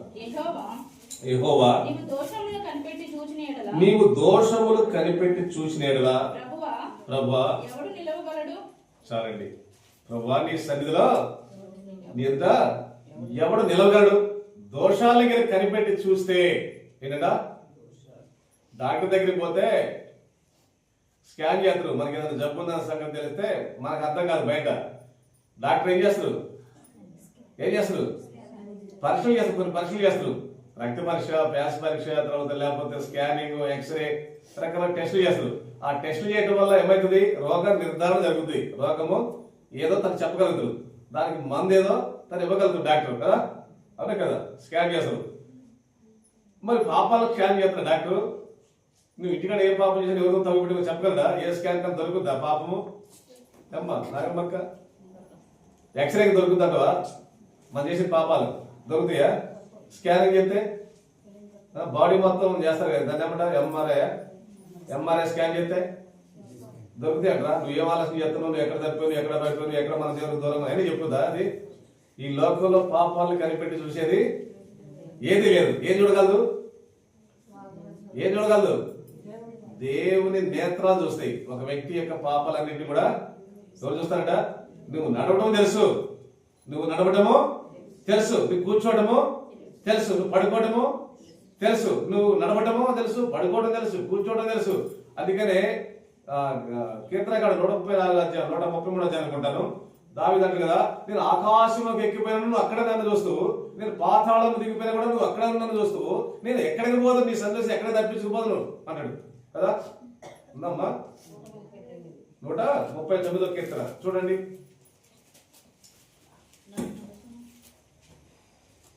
చదువుతారా? నేను కూర్చుండా నేను లేచుడా నీకు తెలియను, నా తలంపులు పుట్టక మునిపే నువ్వు నా మనసు గ్రహించి ఉన్నావు, నా నడకను నా పడకను నీవు పరిశీలన చేసి ఉన్నావు, నా చర్యలన్నిటిని నువ్వు బాగా తెలుసుకుని ఉన్నావు. యెహోవా మాట నా నాలుకకు రాకమునిపే అది నీకు పూర్తిగా తెలిసి ఉన్నది. ఏంటట? మనం మాట్లాడే మాట కూడా అది నాలుక మీదకి రాకమునిపే మనం ఎలాంటి మాటలు మాట్లాడుతున్నా కూడా ఎవరు తెలుసంట? డాక్టర్ తెలుసా? హాస్పిటల్కి వెళ్ళి డాక్టర్ తెలుసుందా? తెలియదు. కానీ ఎవరు తెలుసంట? కూర్చోవడం తెలుసు, నిలబడటం తెలుసు, నడవడం తెలుసు, పడుకోవడం తెలుసు, మన మనసులో ఏం ఆలోచిస్తున్నామో తెలుసు, నోట్లో మాట రాకమునిపే తెలుసు. మరి ఇంకేంది తెలియదు ఏంటి? ఇంకా చదవండి.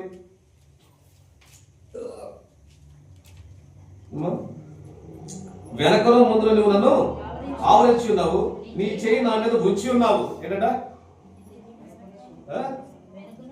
వెనకనో ముందులో ఆయన ఆవరించున్నాడంట. నువ్వు ఎక్కడికైనా వెళ్ళు. మన సినిమాలోకి వెళ్తే మన జనాలు కూడా సినిమా చూస్తాం కదా. ఎవరు నా అయ్యగారు సినిమాకి వచ్చింది అనుకుంటారని చెప్పేసి తెలిసిన వాళ్ళు ఎవరు లేకపోతే దబ్బుకనక అందరూ టికెట్ తీసుకొని పోయి వెనక సీట్లు ఎక్కడో తలకి కింద కొంచుకొని కూర్చొని మళ్ళీ ఆడేటప్పుడు లేచి చూస్తాం కదా. ఎవరు చూస్తారండి. లేకపోతే మందాలు ఉంటుంది అనుకోండి, నాకు ఎవరు చూడలేదని చెప్పేసి పోయి జేబులు పెట్టుకొని వచ్చేసి తాగేస్తాం. కానీ ఎవరు చూస్తున్నారు? ఎవరు చూస్తున్నారు? దేవుడు చూస్తాడు. ఎవరు చూసినా చూడకపోయినా కూడా దేవుడు చూస్తాడు. దేవుడు చూసేవాడు, నడక కనిపెట్టుకునేవాడు, చర్యలు కనిపెట్టుకునేవాడు. మన నాలుగు మాట రాకమునిపే, మన పెదాల మీద రాకమునిపే మనం ఏం పలుకుతున్నామో, ఎలాంటి బూతులు మాట్లాడుతున్నామో ఆయన తెలుసు మొత్తం. మరి ఎక్కడ తప్పించిపోతావు? ఎక్కడ తప్పించిపోతావు? కాబట్టి ఒక వ్యక్తి యొక్క పాపాలన్నీ కూడా ఎవరు గ్రహించగలరు? ఎవరు తెలుసుకోగలరు? దేవుడికి తెలుసు. అందుకే అంటారు కదా, అమ్మాయి నువ్వు ఏం చేస్తావో దేవుడు చూస్తుండు ఏంటి అంటారు కదా. అవునా కదా? దేవుడు చూస్తుండు అనుకుంటాం, కానీ ఎప్పుడు కానీ దేవుడు లెక్క చెప్పాలని అంటారు. అంటే దేవుడు ఎప్పుడు కూడా మళ్ళీ ఏం చేసేవాడు? ఆయన చూసేవాడు, పరిశీలన చేసేవాడు. అందుకనే దేవుని వెతుకువారు కలరేమని ఆకాశం నుండి యెహోవా నరులు ఏం చేస్తాడంట? భూమి మీద పరిశీలన చేస్తాడంట. యెహోవా కొరకు ఎవరైనా ఎదురు చూస్తున్నారని చెప్పేసి అని. ఎందుకు వారి ఆయన దగ్గరికి వచ్చి క్షమాపణ అడుగుతారేమోనని, ఆయన్ని మరి విధంగా ప్రార్థన చేస్తారేమని, దేవుని దేవుడు బయటకు కలిగి ఉండడానికి ఇష్టపడుతున్నారేమని నరులు పరిశీలించే దేవుడు అంట. చెప్పండి, దేవుడు నరుల్ని పరిశీలన చేస్తాడంట. దేవుడు ఏం పరిశీలన చేస్తాడు? నడక పరిశీలన చేస్తాడు, కూర్చున్నప్పుడు పరిశీలన చేస్తాడు, మాట్లాడుతున్నప్పుడు పరిశీలన చేస్తాడు, మనసు ఆలోచన చేసినప్పుడు పరిశీలన చేస్తాడు, మనం తినేటప్పుడు పరిశీలన చేస్తాడు, మనం ఇంకా తాగేటప్పుడు పరిశీలన చేస్తాడు. ఏది పరిశీలన చేయకుండా ఉండేది ఎప్పుడు మరి? అందుకనే వాక్యం రాయబడింది, మిమ్మల్ని విడువను ఎడబాయను. కాబట్టి దేవుని విషయంలో మనము అనేక విషయాలు మనం తప్పిపోతున్నాం. మాటలు తప్పుతున్నాం, ఆలోచనలు తప్పిపోతున్నాం, చర్యలు తప్పిపోతున్నాం, అనేక విషయాలు తప్పిపోతున్నాం. అయినా సరే మనము దేవుడు చూడలేదు అనుకుంటాం, కానీ దేవుడు ఏం చేస్తాడంట? పరిశీలించేవాడు. అందుకనే 130:3-4 ప్రభువా నీవు దోషములు కనిపెట్టి చూస్తే నీ సన్నిధిలో యెహోవా నీవు దోషములు కనిపెట్టి చూసినట్లయితే ప్రభువా ఎవడో నిలవగలడు? దోషాలు ఏంటంట? నా దోషములు నా తల మీద పొర్లిపోతున్నాయని దావీదు 38 కీర్తనలో. ఏంటంట? ఏంటంట? అవి నా తల వెంట్రుకల కంటే మించున్నాయి, లెక్కకు మించున్నాయి. ఎన్నంట దోషాలు? 1, 2, 3, 4 ఎన్నండి చేసింది మనిషి? లెక్కకు మించున్నాయి అంట అవి. అందుకని చూడండి 138 కీర్తనలో, కీర్తన 38 అధ్యాయంలో 4 వచ్చింది ఒకటి. ఎక్కడ పోయాయంట? తల మీద పొర్లిపోతున్నాయంట దోషాలు. నేను మోయలేని బరువు వలె అవి నా మీద మోపబడి ఉన్నాయి. ఎట్లుంటే అవి మనకైతే ఏం బరువు అనిపించవు. ఎందుకంటే అవి అంటే ఇష్టం మనకి. దోషాలు పాపాలంటే ఒక వ్యక్తి ఎప్పుడైతే ఇష్టం ఉంటాయో, అవి మనకి ప్రీతికరంగా ఉంటాయో, అవి మనకి సుఖంగా అనిపిస్తాయి, బరువు అనిపించవు. కానీ ఒక వ్యక్తి ఎప్పుడైతే దేవుని దగ్గరికి వచ్చి పశ్చాత్తాపండో, పాపం విషయం పశ్చాత్తాపండో, ఆ పాపం ఒక వ్యక్తికి ఎట్లా కనపడుతుంది? బరువు అనిపిస్తుంది. ఒక వ్యక్తి అబద్ధం ఆడే వ్యక్తి దేవుని నమ్మిన తర్వాత అబద్ధం ఆడాలంటే కష్టం అనిపిస్తుంది. ఒక వ్యక్తిని మోసం చేయాలంటే అంతరంగంలో గుచ్చుకుంటుంది, మోసం చేయబుద్ధి కాదు. అవన్నీ కూడా ఒక వ్యక్తికి ఎటువంటి పెనుగులాడుతాడు. పాపం తన వ్యక్తి బయటకు రావడం కోసం పెనుగులాడుతాడు. మనకుందా పెనుగులాట? దేవుని నమ్మిన వ్యక్తికి ఎప్పుడుదంట? భారం అనిపిస్తుంది. అందుకని దావిదాడు ఇప్పుడు నా తల మీద పొరిగిపోతున్నాయి ఇవన్నీ కూడా. మరి పాపం చెప్పిన అనుకుండా నేను పాపాలు చేస్తాను కదా, ఇవన్నీ తల మీద పొరిగిపోతే అనుకోలేదు. కానీ ఎప్పుడైతే దేవుని దగ్గరికి వచ్చిండో, పశ్చాత్తాపడుతూ వచ్చిండో, ఆ వ్యక్తి చెప్తూ వచ్చిండు, నా పాపాలు నా దోషాలు నా తల వెంట్రుకల కంటే మించి ఉన్నాయి, నా తలకు మించి ఉన్నవి, అవి నా తల మీద పొరిగిపోతున్నాయి, లెక్కకి మించనేయాడు. ఎన్నంట? ఒకసారి ఇచ్చిన, 2 సార్లు ఇచ్చిన, 3 సార్లు ఇచ్చిన. ఎన్నిసార్లు అమ్మా నీకు ఇచ్చేది? ఎన్నిసార్లు నీకు ఇచ్చేది? పొద్దాకిస్తారా? చెప్పు మీ అమ్మదని చెప్పు, ఈసారి రావద్దన్నారు ఆంటీ రావద్దని చెప్పు అంటారు. మనం ఒకసారి చేస్తాం, 2 సార్లు చేస్తాం, 3 సార్లు చేస్తాం సాయం, అంతేనా కదా? పద్దా చెప్తారు ఎవరన్నా. కానీ దేవుడు ఎన్ని పాపాలు చేసినా కూడా అవి ఎన్ని కూడా లెక్కలో తీసుకోడంట. నువ్వు యథార్థంగా ఒప్పుకోవడం లేదు, అదొకటే లెక్క. పాపాలు ఎన్నది లెక్క కాదు. ఈ రాత్రి వేళ నువ్వు ఎన్ని చేసినది లెక్క కాదు. కానీ యథార్థంగా వాటిని ఒప్పుకున్నవా లేదా, అది విడిచిపెట్టవా లేదా, ఇది ఒకటే లెక్క. అందుకనే నువ్వు దోషములు కనిపెట్టి చూస్తే ప్రభా ఎవడు నిలవగలడు? ఆదాం ఎన్ని పాపాలు చేసిండు? చేసిండండి? ఒక్కసారి తినొద్దని పండు తినదు, ఒకేసారి ఆదాం పాపం చేసిండు. కానీ దేవుని యొక్క సన్నిధిలో నుంచి, ఏదో తోట నుంచి వెంటబట్టబడిండు ఆదాము కదా. ఆకాను ఎన్ని పాపాలు చేసిండు? ఆకాను యెహోషువ గ్రంథంలో ఆరాధ్యం ఉంటుంది. ఆకాను ఒక్కసారి పాపం చేసిండు. ఆకాను చూడండి, యెహోషువ గ్రంథము 6వ అధ్యాయం. యెహోషువ గ్రంథము 6వ అధ్యాయం.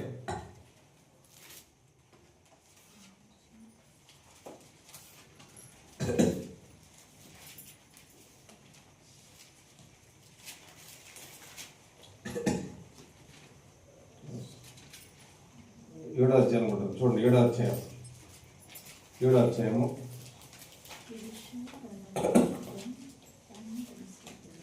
16 చదవండి. 7వ అధ్యాయంలో, కాబట్టి యెహోషువ ఉదయం లేచి ఇశ్రాయేలును వారి గోత్రము వరుసను బట్టి దగ్గరకు రప్పించినప్పుడు యూదా గోత్రపు పట్టబడిను. యూదా వంశమును దగ్గరకు వచ్చి రప్పించినప్పుడు జరహీల వంశము పట్టబడిను. జరహీల వంశము పురుషుల వరుస దగ్గరకు రప్పించినప్పుడు జబ్ది పట్టబడిను. అతని ఇంటి పురుషుడు వరుస దగ్గరకు రప్పించినప్పుడు యూదా గోత్రములో జెరుహు మునిమనుడును జబ్ది మనుడును కర్మి కుమారుడైన ఆకాను పట్టబడిను. అప్పుడు యెహోషువ ఆకానుతో, నా కుమారుడ, ఇశ్రాయేలు దేవుడైన యెహోవాకు మహిమను చెల్లించి ఆయన ఎదుట ఒప్పుకొని నీవు చేసిన దాన్ని మరుగు చేయక నాకు తెలుపమని నిన్ను వేడుకొనుచున్నానని చెప్పగా, ఆకాను యెహోషువతో, ఇశ్రాయేలు దేవుడైన యెహోవాకు విరోధమైన పాపం చేసినది నిజము. దోపుడు సొమ్ముతో ఒక మంచి శిరాలు పై వస్త్రమును 200 తులముల వెండిని 50 తులముల ఎత్తుగల ఒక బంగారు కమ్మని నేను చూసి వాటిని ఆశించి తీసుకుంటుని. ఏంటంట? 200 తులముల వెండి, 200 తులాలు వెండి, 50 తులాలు బంగారము, 2 సీనారు వస్త్రాలు. ఎక్కడ? ఎరుకో పట్టణం శబ్దమైంది. దాని మీదకి ఇశ్రాయేలు ప్రజలు యుద్ధానికి వెళ్ళారు. ఆ శబ్దమైనప్పుడు పట్టణంలో ఏది కూడా మీరు తీసుకోవద్దన్నాడు దేవుడు, ఏది కూడా మీరు ముట్టుకోవద్దు అని. అందరూ కూడా చంపేయండి, రాజు మొదలుకొని చిన్నవారి వరకు పెద్దవారి వరకు ఎవరైనా కూడా వదిలిపెట్టదు, మొత్తం చంపేయండి అన్నాడు. పశువులు కానీ గొర్రెలు కానీ మొత్తాన్ని కూడా. కానీ వీళ్ళు ఏం చేశారు? ఆకాను చేసిండు, ఏదైతే తీసుకోవద్దని చెప్పిండో అయినా సరే ఆ శబ్దమైన దాంట్లో వచ్చి తీసుకొని దాచినంట. ఏంటంటే అది 2 సీరారు పై వస్త్రాలు, తర్వాత 200 తులముల వెండిని, 50 తులాల ఎత్తుగా బంగారు కమ్మని తీసుకొని వచ్చేసి తన నుండి డేరాలో భూమి కింద పెట్టేసి పైన డేరా వేసి కప్పేసిండ, భూమిలో పెట్టేసి. అంటే ఎన్నిసార్లు చేసిండు అది? ఒక్కసారి. కానీ ఆకారం ఏమైండు? వినాలి, మీరు వింటలేదు. ఆదం ఎన్ని పాపాలు చేయండి చెప్పినా? ఒక్కసారి ఆదం పాపం చేసిండు దేవుని దగ్గర. ఏం చేసిండు? ఆజ్ఞాతిక్రమం చేసి తినొద్దన్న పండు తిని పాపం చేసి దేవుని సన్నిధి నుంచి వెళ్ళగొట్టబడిండు ఆదాము, మొదటి మనుషుడు. తర్వాత ఆకాను ఏం చేసిండు? ఒక్కసారి పాపం చేసిండు ఆకాను. వాళ్ళతో కూడా బయటకు వచ్చిండు, ఎర్ర సముద్రం నుంచి బయటకు వచ్చిండు కదా. ఐగుప్తు నుంచి బయటకు వచ్చినాడే కదా, ఎర్ర సముద్రం నుంచి బయటకు వచ్చినాడే కదా ఆకాను కూడా, ఇజ్రాయేల్ ప్రజలతో అందరితో పాటు. అలాంటి ఆకాను యుద్ధానికి పోయినాడే కదా, యుద్ధం కూడా చేసిండు కదా, గెలిచారు కదా. కానీ ఏం చేసాడు? ఆశించాడు. ఆదాముకి ఆశ ఉంది, చూసి ఆశించాడు. బంగారు కమ్మని చూసి, వెండిని చూసి ఆశించాడు. అంటే ధనాపేక్ష. దీన్ని ఏమంటారు? ఆశించాడు. తీసుకోవద్దంటే కూడా తీసుకోండు ఒకేసారి. కానీ రాళ్లతో కొట్టబడి చంపబడ్డాడు. ఒక పాపమే. సౌలు గురించి తెలుసు కదా. సౌలు ఎన్ని పాపాలు చేశాడు? సౌలు ఎన్ని పాపాలు చేశాడు? ఒకేసారి పాపం చేశాడు సౌలు కూడా. ఎన్ని? ఒకేసారి. ఏంటి చెప్పండి, ఏం చేశాడు? మీకు ఎవరికి తెలియదు, బైబిల్ చదవదు. యెహోషువ కాలంలో ఈ సౌలు ఆ యొక్క యుద్ధానికి వెళ్ళినప్పుడు సౌలు ఏం చేసినట్టే ఎడ్లని కొవ్విన వాటిని, గొర్రెల కొవ్విన వాటిని తీసుకొచ్చి యెహోవాకు బలి అర్పిద్దామని కొన్ని ఉంచుకుంటుంట. అర్థమైందా? చూడండి, మొదటి సమీర గ్రంథమా? మొదటి సమీర గ్రంథం, మొదటి సమీర గ్రంథము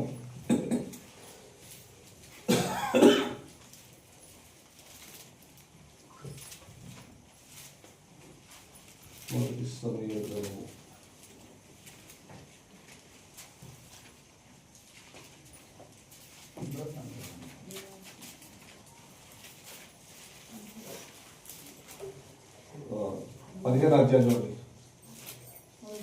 15 అధ్యాయం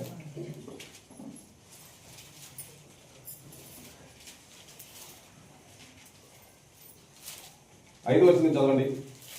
5వ వచనం నుంచి. అప్పుడు సౌలు అమాలేకీయుల పట్టణంలో ఒకదానికి వచ్చి లోయలో పొంచి ఉండి ఇశ్రాయేలు ఐగుప్తు నుండి వచ్చినప్పుడు వారికి ఉపకారం చేస్తారు కనుక అమాలేకీయులతో కూడా నేను మిమ్మల్ని నాశనం చేయకున్నట్లు మీరు వారిలో నుండి బయలుదేరిపోవడని కెనీయులకు వర్తమానం పంపగా కెనీయులు అమాలేకుల నుండి వెళ్ళిపోయేది. తర్వాత సౌలు అమాలేకులను హవీలా నుండి ఐగుప్తు దేశపు మార్గమునున్న షూరు వరకు తరిమి హతము చేసిరి. అమాలేకుల రాజైన అగగును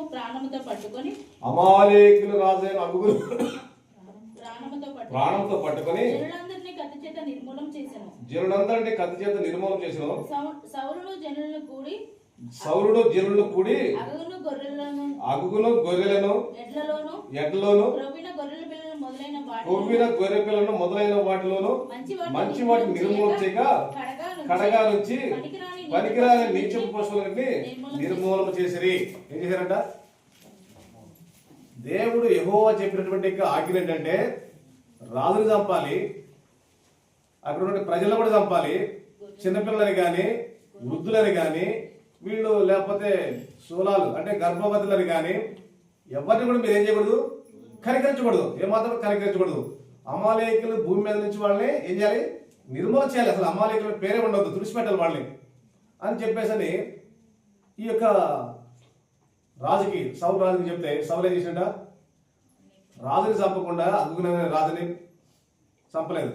తర్వాత కొవ్విన వాటిని గొర్రెల్లో కానీ పశువుల్లో కానీ ఎడ్లలో కానీ కొన్నిటి కొవ్విన వాటిని కడగా వచ్చిందంట, వాటిని చంపలేదంట. అంటే ఇప్పుడు దేవుడు చెప్పిన మాటని వినకుండా తన సొంత నిర్ణయం చేసిండు. అందుకని చాలా మంది ఏంటంటే సొంత నిర్ణయాలు చెప్తుంటారు, అవి దేవునిదా కాదనేది పరిశీలన చేయరు కదా, సొంత నిర్ణయం చేసిండు. అప్పుడు ఇవన్నీ కూడా చూసినటువంటి మరి దేవుడు తన ప్రవక్త అయినటువంటి సమయాలు పంపించాడు. సమయాలు వచ్చేసరికి ఇవన్నీ రంకలేస్తున్నాడ, ఎట్లు రంకలేస్తున్నాయి, గొర్రెలు అరుస్తున్నాయి ఇవన్నీ. అప్పుడు సౌలు అడిగిండు, రాజా ఏంది సౌలు ఇవన్నీ ఏంటి అరుస్తున్నాయి, మంద ఎక్కడి నుంచి వచ్చినాయంటే అప్పుడు యెహోవాకి నేను వీటిని బలి అర్పించడానికి కొవ్విన వాటిని శ్రేష్టమైన వాటిని బలి అర్పిద్దామని తీసుకొచ్చినాడు. ఉద్దేశం మంచిదే, సౌలు ఉద్దేశము మంచిదే. కానీ దేవుడు చెప్పిండా అట్లా ఉంచమని, కొవ్విన వాటిని ఉంచమని, గొర్రెల్లో కానీ గొడ్లలో కానీ ఎడ్లలో కానీ నాకు కొవ్విన వాటిని మీరు ప్రత్యేకంగా తీసుకురండి, నాకు వాటిని బలి కలిపి చెప్పిండా దేవుడు? అట్లా చెప్పలా. మొత్తాన్ని మీరు అసలు ఏమీ ఉంచొద్దు, వాటికి కలిగిన వాటి పశువులు కానీ గొర్రెలు కానీ వాళ్ళకు ఉన్నటువంటి మందలు ఏమైనా సరే వాటన్నిటి కూడా ఆకాశం కింద ఏం చేయాలి? మీరు వాటిని నిర్మూలన చేయాలి, అసలు నిర్మూలన చేయాలి. అగ్గు కానీ రాజు కానీ ఎవరైనా సరే అసలు వాటి పేరే ఉండొద్దు భూమి మీద చెప్తే వాటిలో నుంచి కొన్ని ఉంచిండంట. ఇది మంచిదే, ఉంచడం మంచిదే అంటారా? సౌలు తన రాజ్యాన్ని పోగొట్టుకోండు. ఏం చేసిండు తను? మొట్టమొదటగా సౌలు సమూయేలు చేత అభిషేకించబడిన వాడు, దేవుని చేత ఇజ్రాయెల్ మొట్టమొదటి రాజు, దేవుడి అభిషేకం పొందినటువంటి వాడు సౌలు. తను ఒక మంచి నిర్ణయం తీసుకుని అనుకున్నాడు, కానీ ఆ నిర్ణయం దేవుని దృష్టిలో ఏమైంది? పాపం అయిపోయింది, దేవునికి పాపం అయిపోయింది దేవుని దృష్టిలో. ఆ పాపం వల్ల సౌలు ఏం చేసిండు? తన రాజ్యాన్ని పోగొట్టుకోండు. పాపాన్ని లక్ష్యం చేస్తే, పాపాన్ని విడిచిపెట్టకుండా లక్ష్యం చేస్తే మనం పొందబోయేటువంటి పరలోక రాజ్యాన్ని పోగొట్టుకుంటాం మనం. చెప్పండి, సౌలు ఈ లోక సంబంధం రాజ్యాన్ని పోగొట్టుకుంటాం. ఇజ్రాయెల్ యొక్క రాజుగా ఉండవలసిన సౌలు రాజ్యాన్ని పోగొట్టుకుంటాం. మనం కనుక ఈ రాత్రి పాపాన్ని విడిచిపెట్టకుండా, ఈ రాత్రి ప్రభు దగ్గర నిజంగా ఒప్పుకోకుండా, పశ్చాత్తాపడకుండా, ఒకవేళ నువ్వు అలాగే ఉంటే, కఠినమైన హృదయంతో ఉంటే, ఇది నేను సర్వం చేసుకుని అనుకుంటే, అది నీకు మంచి నేను అనిపిస్తే, మనం బాగుంటుకునే రాజ్యం ఏంటి తెలుసా? ఏ రాజ్యం? దేవుని రాజ్యానికి మనం దూరం అయిపోయింటాం, పరలోక రాజ్యానికి మనం దూరం అయిపోయి ఉంటాం. కాబట్టి సౌలు ఒకే పాపం చేశాడు. ఎన్నిసార్లు చేసిన పాపం? ఒక్కసారి. ఆదాం ఎన్నిసార్లు చేసిన పాపం? ఒక్కసారి. తర్వాత ఆకాను ఒక్కసారి పాపం చేశాడు. ఆకాను సభపడాడు. అర్థమైందా? అంటే ఒక్క పాపాన్ని కూడా దేవుడు వాళ్ళ విషయంలో ఏం చేసాడు? లెక్కలో తీసుకోండు.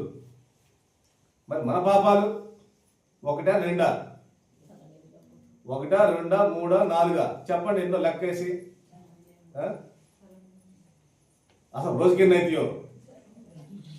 ఒక రోజుకి ఎన్ని అవుతాయో? మనం రోజుల సంవత్సరం లెక్క కాదు. ఒక రోజుకి మనం ఎన్నిసార్లు అబద్ధాడతాం, ఎన్నిసార్లు మోసాలు చేస్తాం, ఎన్నిసార్లు తగ్గులు పెట్టుకుంటాం, ఎన్నిసార్లు మనం బూతులు తిడతామో, ఎన్నిసార్లు మన 4 గదులు లేకుండా మాట్లాడుతాం, ఎన్నిసార్లు మనం ప్రార్థన లేకపోవడం, ఎన్నిసార్లు బైబిల్ చదువుకుంటామో, ఎన్నిసార్లు మోకరించుకుంటామో, ఎన్నిసార్లు దేవుని మాట వినుకుంటామో, ఇవన్నీ కూడా లెక్క చేస్తే అసలు ఎన్ని అయ్యి ఉంటాయి అంటారు?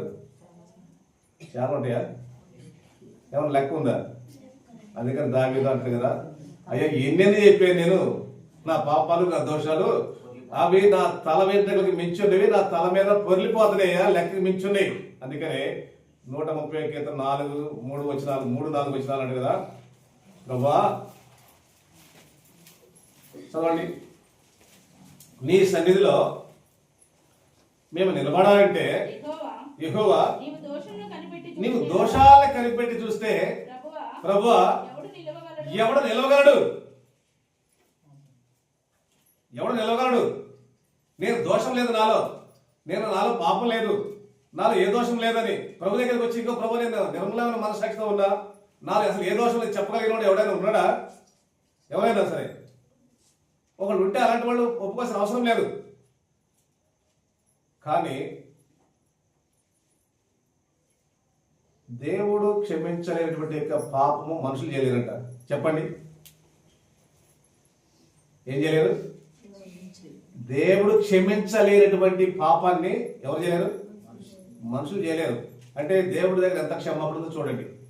దేవుని దగ్గర ఎంత క్షమాపణ ఉందంట? ఆయన కృప ఆకాశాన్ని అంటిందంట. కృప అంటే అర్థం ఏంటి?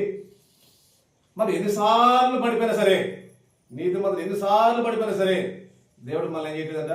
నిర్మూలన చేయట్లా. ఆకారంలాగా నిర్మూలన చేయట్లా మనల్ని. ఆదాంలాగా మనల్ని వెళ్ళగొట్టలేదు, మన రాజ్యాన్ని తీసివేయలేదు, పరలోక రాజ్యాన్ని మనం తీసివేయలేదు. ఇంకా నీకు అవకాశం ఉంది, ఇంకా నీకు అవకాశం ఉంది. పశ్చాత్తాపడితే, ఈ రాత్రి నిజంగా పశ్చాత్తాపడితే, ప్రభువా నేను పాపిని, నన్ను కరుణించు, ప్రభువా నేను పాపిని, నన్ను కరుణించు. ఆకారంలాగా ఒకటి కాదు, లేకపోతే సౌలాగా ఒకటి కాదు, ఆదాంలాగా ఒకటి కాదు, ఇలా నేను ఒకటి కాదు, 2 కాదు, లెక్కలేదని ఉన్నాయి. నేను చెప్పాలంటే అవన్నీ కూడా నాకు తెలుసు. నా నడక తెలుసు, నా పడక తెలుసు, నా ఊహ తెలుసు, నా మాట తెలుసు, నా చర్య తెలుసు, నేను నడవడం తెలుసు, అన్నీ తెలుసు కదా, కూర్చోవడం తెలుసు, లేవడం తెలుసు. అన్ని విషయాల్లో నేను నాకు వెంటనే ఉండవు కదా. నీ కందుష్టం నేను ఎక్కడ పారిపోతాను? నేను ఇంకా చేసిన పాపాలకు తెలుసు కదా. అవన్నీ ఒప్పుకుంటాను ప్రభు ఈ రాత్రి వేళ నేను అని చిన్న మాట కనుక ప్రభు దగ్గర మనం పలికినట్లయితే, ప్రభు క్షమించడానికి అటువంట సిద్ధ మనసు వినివాడు, క్షమించడానికి సిద్ధమైన, మనం ఒప్పుకోవడానికి సిద్ధమేనా? ఒప్పుకోవడానికి సిద్ధమేనా? అన్నీ ఒప్పుకొని విడిచిపోవడానికి సిద్ధమేనా అండి? ఒకవేళ అంటాడు December 31st నాడు ఫుల్గా తాగుతురంట, 1వ తారీఖు నుంచి మానేతురంట. ఏంటంట చూడండి, మనుషులు తీర్మానం ఎట్టాడు బయట అనుకుంటారు అట్లా కొంతమంది. మరి మన తీర్మానం ఏంటి చూడండి, దీనికి వాక్యం మంచిదే.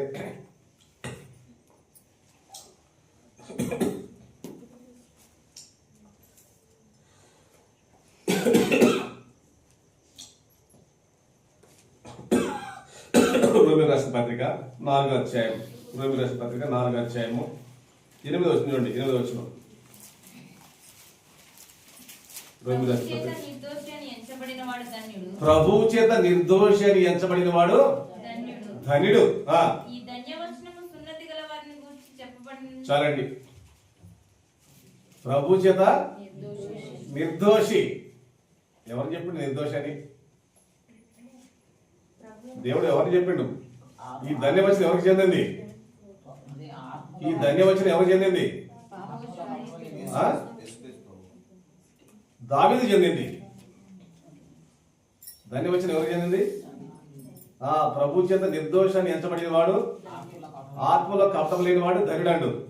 ఈ ధన్యవచనము 32 కీర్తనలో ఉంది ఈ మాట కదా. 32 కీర్తన ఎవరు రాశారు? దావీదు రాశాడు. దావీదు ఎందుకు రాశాడు అంటే దావీదు ప్రభు చేత ఎలా ఎంచబడిండు? నిర్దోషాన్ని ఎంచబడిండు. ఎలా సాధ్యం అది? ఒక దోషం చేసిన వ్యక్తి, ఒక పాపం చేసిన వ్యక్తి నిర్దోషాన్ని ఎలా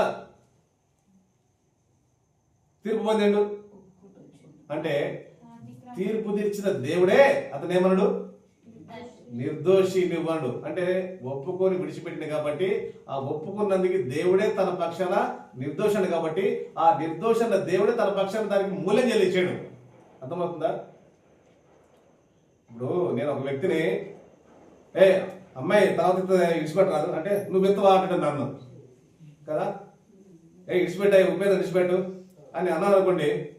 మరి ఉపేంద్ర ఇచ్చే డబ్బులు నువ్వు ఎత్తవా చెప్పు విడిచిపెడతా అంటాడు. అంటే ఇప్పుడు ఏం చేయాలి? ఏం చేయాలి? ఉపేంద్రని ప్రేమిస్తాను అనుకోండి, నాకు ఇష్టమైన అనుకోండి, నేనేమంటా విడిచిపెట్టి నేను ఇస్తాను అనుకో, రేపు రా నేను ఇస్తా, రేపు వారనాడు రా ఇపోతే అన్నాను అనుకోండి, సరే వదిలిపెట్టదు ఆయన అడగడిగా. అంటే ఒక వ్యక్తి యొక్క పాపము ఎవరైతే మధ్యవర్తిగా వచ్చారో ఒప్పుకుంటూ వచ్చినారో తనదిగా వెంటనే ఏమైంది? తన పాపాలు తన దోషాలు తనమే మోపడుతుంది. అర్థమవుతుందా మీకు? అదేవిధంగా దేవుడు ఎప్పుడైతే నిర్దోషాడో ఆ నిర్దోషత్వం కలిగిన ఇక దావీదు యొక్క పాపంతో కూడా ఎవరు భరించాల్సి వస్తుంది? దేవుడే భరించాడు అనమాట. కాబట్టి ఈ రాత్రి మనం ఒప్పుకుంటే మనం పాపం వచ్చిన శిక్షతో ఎవరు భరిస్తున్నారు? దేవుడే, యేసుప్రభువు వారే. ఆయన భరించేవాడు. చెప్పండి, మన పాపాలని సనవిగా చేసుకుని మన పాపాలన్నిటి కూడా ఆయన భరించేవాడు. శిల మీద భరించిండు. ఆయన తలకు ముళ్ళ కిరీటము, చేతులకు మేకులు, కాళ్ళకు మేకులు, వృధాని బల్లెప్పుడు శరీరమంతా గాయాలు పొందాడు. ఆయన రక్తం చిందించాడు. వస్త్రాలని కూడా సీట్లు వేసుకున్నారు. ఆయన దిగంబరిగా వేలాడుతూ వచ్చాడు శిల మీద. ఇవన్నీ కూడా ఎవరివి? మన దోషాలు మన పాపాలను బట్టే ఆయన గాయపరచబడుతూ వచ్చాడు. మన యొక్క పాపాలను బట్టి నల్లగొట్టబడుతూ వచ్చాడు. మన శిక్ష అంతా కూడా అతని మీద మోపడింది. కాబట్టి ప్రభా నేను ఒప్పుకుంటున్నాను నాయన, నా శిక్ష అంతా కూడా నువ్వు భరించినవు, నన్ను నిర్దోషిగా చేసిన ప్రభా నీకు వందనాలని చెప్పేసి మనము ఆయన సన్నిధిలోకి వచ్చేసి మనం మోకరించి మన పాపాలు మన దోషాలను కూడా ఒప్పుకొని విడిచిపెట్టాలి. విడిచిపెడితే ఆయన దగ్గర మనం ఏం పొందుంటా? కనికిరం. కనికరిస్తాం, మనం కనికరించబడతాం. ఒకప్పుడు కనికరం లేదు. ఈ రాత్రిలో మనం ఏం పొందాలి? దేవుని దగ్గర కనికరం పొందాలి. అందుకే మనం వచ్చింది ఈ రాత్రిలో. ఎందుకు వచ్చిందో చెప్పండి. ఈ సంవత్సరం పోయిన జనవరి 1వ తారీఖు నుంచి ఇప్పుడు ఈ 12 నెల 31వ తారీఖు కదా, 31వ తారీఖు ఈ రాత్రి వేళ కూడా దేవుడు మన కాపాడి తన శరీరం నిలబెట్టుకోండు. అయినా సరే మనం దేవుని విషయం అనేకసార్లు తప్పిపోయాం. అనేకసార్లు మనం దేవుని విషయంలో కాదు, కుటుంబ విషయంలో తప్పిపోయాం, శరీర విషయంలో తప్పిపోయాం, మాట విషయంలో తప్పిపోయాం, ఊహల విషయంలో తప్పిపోయాం, అన్ని విషయాల్లో తప్పిపోయాం. ఈ తప్పిపోయినన్నీ కూడా దేవుని దగ్గర విషయం మనం ఏం చేయాలి? ఒప్పుకొని విడిచిపెడితే తిరిగి మళ్ళీ ఏం చేస్తాడైనా కనికరిస్తాడు. మళ్ళీ కనికరించి మళ్ళీ తిరిగి మళ్ళీ ఆయన రక్తంతో కడిగి శుద్ధి చేస్తాడు. అప్పుడే మనం నూతనంగా అవుతాం. మళ్ళీ ఈ మురికంతా పోతుంది. ఈ 12 నెలల మురికంతా కూడా ఏమైంది? యేసు రక్తం ప్రతి పాపం మళ్ళీ పవిత్రంగా చేస్తుంది, కొత్త వ్యక్తిగా చేస్తుంది. కాబట్టి ఈ రాత్రి వేళ ప్రభు నన్ను కొత్త వ్యక్తిగా చేయి, నీ రాజ్యానికి వారసుడిగా నన్ను చేయి. నీ రాజ్యాన్ని నేను కోరుకుంటున్నా, నీ నీతిని నేను కోరుకుంటున్నా. మొదటిగా దానికి నన్ను వారసుడిగా చేయి అని ఎవరైతే హృదయం తీర్మానించుకొని ప్రార్థన చేస్తారో ఈ రాత్రి వేళ దేవుడు క్షమించడానికి నీ దగ్గర మన దగ్గర మన సంఘంలో ఆయన చెడు మనసు దేవుడికి మన మధ్యలో రెండు మోకరిస్తాం, ప్రార్థనలో ఉంటాం. అదే కూడా ప్రార్థన చేయండి, త్వరగా చేయండి. మీకు టైం ఇస్తున్నాము. ఇప్పుడు 11:15 కదా, పావు తక్కువ 10 వరకు చేయండి ప్రార్థన. స్తోత్రం చేయాలి. ఈ చెప్పబడిన మాటతోనే ఎగస్ట్రా మాట కాకుండా చెప్పబడిన మాటతో క్లుప్తంగా అందరూ చేయండి. ఈ రాత్రి వేళ ప్రభు నీకు ఇచ్చిన సమయం. ఎప్పుడు చేయబడి ఈ రాత్రి చేయి. ప్రభు కనికరించే సమయం ఇది, ప్రత్యేకమైన సమయం ఇది. ప్రభు 12 నెలలు మనం కాచి కాపాడిండు. కొద్ది సమయంలో మనము మరి 2026లో మనం యొక్క ఆయుష్ పొడిగిస్తుంది దేవుడు. కాబట్టి దేవుడి సన్నిధికి వచ్చి సిగ్గుపడకుండా ప్రార్థన చేయండి. ఒకళ్ళు వెళ్ళి టీ పెట్టండి. ముందు మొట్టమొదటిగా రాగేలు ప్రార్థన చేసి క్లుప్తంగా నీ మనిషి ఇంకో మనిషిని తీసుకెళ్ళి టీ పెట్టు. గ్లాసులో ఏం లేదు చూడు. పరిశుద్ధుడా, ప్రేమ స్వరూపి, దయాదాక్ష పూరుడా, సర్వసృష్టికి సానుభూతిగా సర్వైన దేవ, నిన్న నేడు వ్యాపించుకున్నవాడా నీకు వందనములు చెల్లిస్తున్నాము. ఆయన ఇలాంటి సమయంలో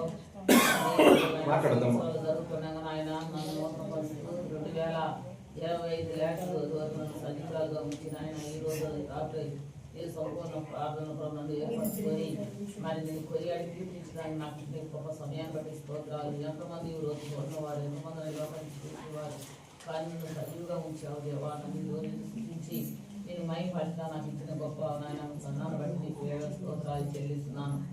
దావీదు ఏ స్థితిలో ఉండి నాయన ప్రార్థన చేస్తూ వచ్చాడు నాయన ప్రభు తండ్రి. నాశనకమైన గుండ జిగడగల దోగులను అంధకారంలో గాఢంధకారంలో ఇలా ప్రభా నా అగాధములో ఉండి నాయన ప్రార్థన చేస్తూ వచ్చాడు. మరొకటి కన్నీరు రాస్తూ వచ్చాడు ప్రభా. దావీదు ద్వారా నాకు సెలవు వేసుకొచ్చిన నీ నాయన ఫలం ఏమి మరి అగాధములో ఉండి నన్ను మొరపెట్టినప్పుడు దాన్ని మరి ఆలకించావు. అగాధం నుండి తన పాపములు ముఖ్యంగా ఒప్పుకుంటూ వచ్చాడు. అక్రమములు తన దోషములు తండ్రి ఒప్పుకున్నప్పుడు ప్రభా తన హృదయంలో కప్పు లేని వాడుగా ఉంటూ వచ్చాడు. తండ్రి నాయన మనకు క్షమాపణ తండ్రి దాని ఆత్మలో కప్పం లేనివాడు ధనుడకు చదివిస్తూ వచ్చావు. దాని ఆత్మలో కప్పము లేకుండా కానీ నీ తల్లిలో పశ్చాత్తాపడుతూ వచ్చాడు. అందుకని ప్రభుత్వ ఆశీర్వాదం దారి పొందుతూ వచ్చాడు నాయన తండ్రి. దావీదులో విశ్వాసం కలిగి జీవించాలని ప్రభుత్వం మాట్లాడుతుంది. కుటుంబటి స్తోత్రాలు వందనాలు చెల్లిస్తున్నాను తండ్రి. ఆ పాపము నుంచి ఇదిగో దాని పాపములు నా తల మీద నా పాపము నా దోషము నా తల మీద పొర్లుతూనే చదివించారు. దానికి ఎముకలు స్వస్థలుగా చదివిస్తూ వచ్చాడు. ఎముకలలో 38 రాయబడుతూ వచ్చింది కూడా ఏ మాత్రం స్వస్థలేని వాడుగా తన దోషం నా పాపాన్ని పొందినప్పుడు నీ సన్నిధిలో ఏ రాజుగా తన పశ్చాత్తాపడి తన పాపలు ఒప్పుకుంటూ వచ్చాడో క్షమాపణ కలుగుతూ వచ్చిందని ప్రభావ మాట్లాడుతూ వచ్చావు. ఆకాని వల్ల చేసినప్పుడు నీ మాట లోబడక ఆకాని చేసిన పాపంలో మరణానికి రాళ్ళతో సమపడుతూ వచ్చాడు తండ్రి. ఆదామున ఆయన తండ్రి నీ మాటకు లోబడక ప్రభావ నీ సన్నిధి నుంచి నన్ను బయటకు నాయన అభిపడుతూ వచ్చాడు తండ్రి. సౌలు కూడా ప్రభా నీ సన్నిధి మాట లోబడక తన కూడా ప్రభా నీ తండ్రి రాజు అయింది కూడా తన కూడా లోబడక తన కూడా సన్నిధించుకొని నేను కూడా ప్రభా అటువంటి దంకాంత కంటే భయంకరమైన దుర్మార్గము ఏ మాత్రం లోబడక విధేయత లేక సంవత్సరం అంతా నా జీవితం నా సూపు నా మాట నా ప్రవర్తంతా కూడా నీకు విరోధంగా ఒప్పుకుంటున్నాను తండ్రి. అన్న దౌర్వారిక స్థితిలో ఉన్నప్పుడు నీకు ఎన్నిసార్లు నీకు తండ్రి పాపం చేస్తూ నీకు లోబడక విధేయత చూపించినప్పుడు ప్రభా నా పాపంలో తండ్రి నా నిన్ను ఆయుష పెడుతూ దుఃఖపెడుతూ తండ్రి నీ చిరుగు అప్పగిస్తూ వచ్చాను. అయినప్పుడు కూడా తండ్రి ఇది ఏం క్షమించమని నాయన కలవరి శిలువలో నాకు ఒక క్షమాపణ అడుగుతున్న దేవా స్తోత్రాలు చెల్లిస్తున్నాను. ఆ రోజు నువ్వు క్షమాపణ అడిగినకపోతే నాకు ఈ రోజు క్షమాపణ లేదు ప్రభా. నేను చేసిన పాపం నా నోటు చేసిన పాపము నా మాటల పాపన తండ్రి నా ప్రవర్తన వల్ల తను ఎన్నోసార్లు ఆయుష్పెట్టి నేను క్షమించిన దేవా స్తోత్రాలు చెల్లిస్తున్నాను. దయాళుడు దీర్ఘశాంతమైన దేవుడవు నీతిపరుడైన దేవానికి స్తోత్రాలు తండ్రి. నాయన కృపా సత్య సంపన్నుడైన దేవానికి వందనములు చెల్లిస్తున్నాను. ఇటువంటి గొప్ప దేవుడిగా నాకు నన్ను స్తోత్రాలు వందనాలు చెల్లిస్తున్నాను. నా కొరకు ప్రభు ఈ రోజు నా సన్నిధిలో నిన్ను ఆరాధించడానికి నిన్ను కొనియాడి కీర్తించడానికి నిన్ను స్థుతించడానికి అందించిన గొప్ప తండ్రిని బట్టి స్తోత్రాలు చెల్లిస్తున్నాను. నాయన నా కొరకు మీకు రక్తంగా ప్రాణం పెట్టి రక్షించావు. నన్ను కూడా అగాధం నుంచి నాశనం గుంటలో ఉంచి ఆ జిగడ దొంగలో నన్ను బయటకు తీసుకొచ్చావు. నాయన నాకు ఆశీర్వాదాలు దంత నాకు అనుగ్రహిస్తూ వచ్చిన దేవానికి వందనములు చెల్లిస్తూ నా పక్షం నువ్వు చేసిన ఎన్నో నా తండ్రి కనుపావాలే కాపాడుతూ నాకు సజీవురాలు ఉంటుందని నీకు వందనాలు చెల్లిస్తూ నా ప్రభువు యేసుక్రీస్తు పరిశుద్ధ నామాన తండ్రిని అడుగు వేడుకుంటున్నాను తండ్రి.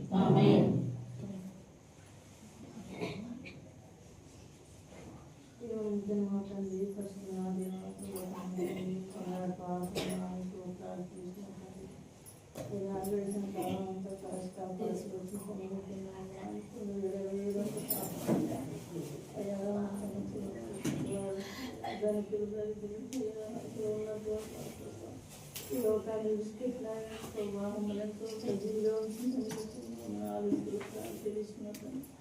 అదే మరి 2025 కాపాడుతుంది శివ దినాలు శివ గడిలో తల్లి మమ్మల్ని అయా సజీవిగా ఉంచుతుంది తెలుసుకున్నాను. సజీవులైన చూపించడంలో తల్లి అయా తండ్రి దాసులతో మాట్లాడిన మాట తండ్రి ఈ లేఖన భాగాలతో తండ్రి ఎన్నో మర్మాలు మాకు చూపించి తండ్రి అయ్యా మాట్లాడుతూ వచ్చిన తండ్రి చూపిస్తున్నాను. అయ్యా దావీదు మా మధ్య చేసుకొచ్చిన తండ్రి 30 అధ్యాయులు మాట్లాడుతూ వచ్చిన తండ్రి అయ్యా దాచిపెట్టుకుని వద్యలుగా చెప్పుకొని విడిచిపెట్టుకుని కఠిన పంతులను చదివిస్తూ వచ్చిన తండ్రి అయ్యా దావీదు తండ్రి అగాధ స్థలంలో మొదలుపెడుతున్నాను నా పుత్రుని వాహనంతో మొదలుపెడుతూ వచ్చిన తండ్రి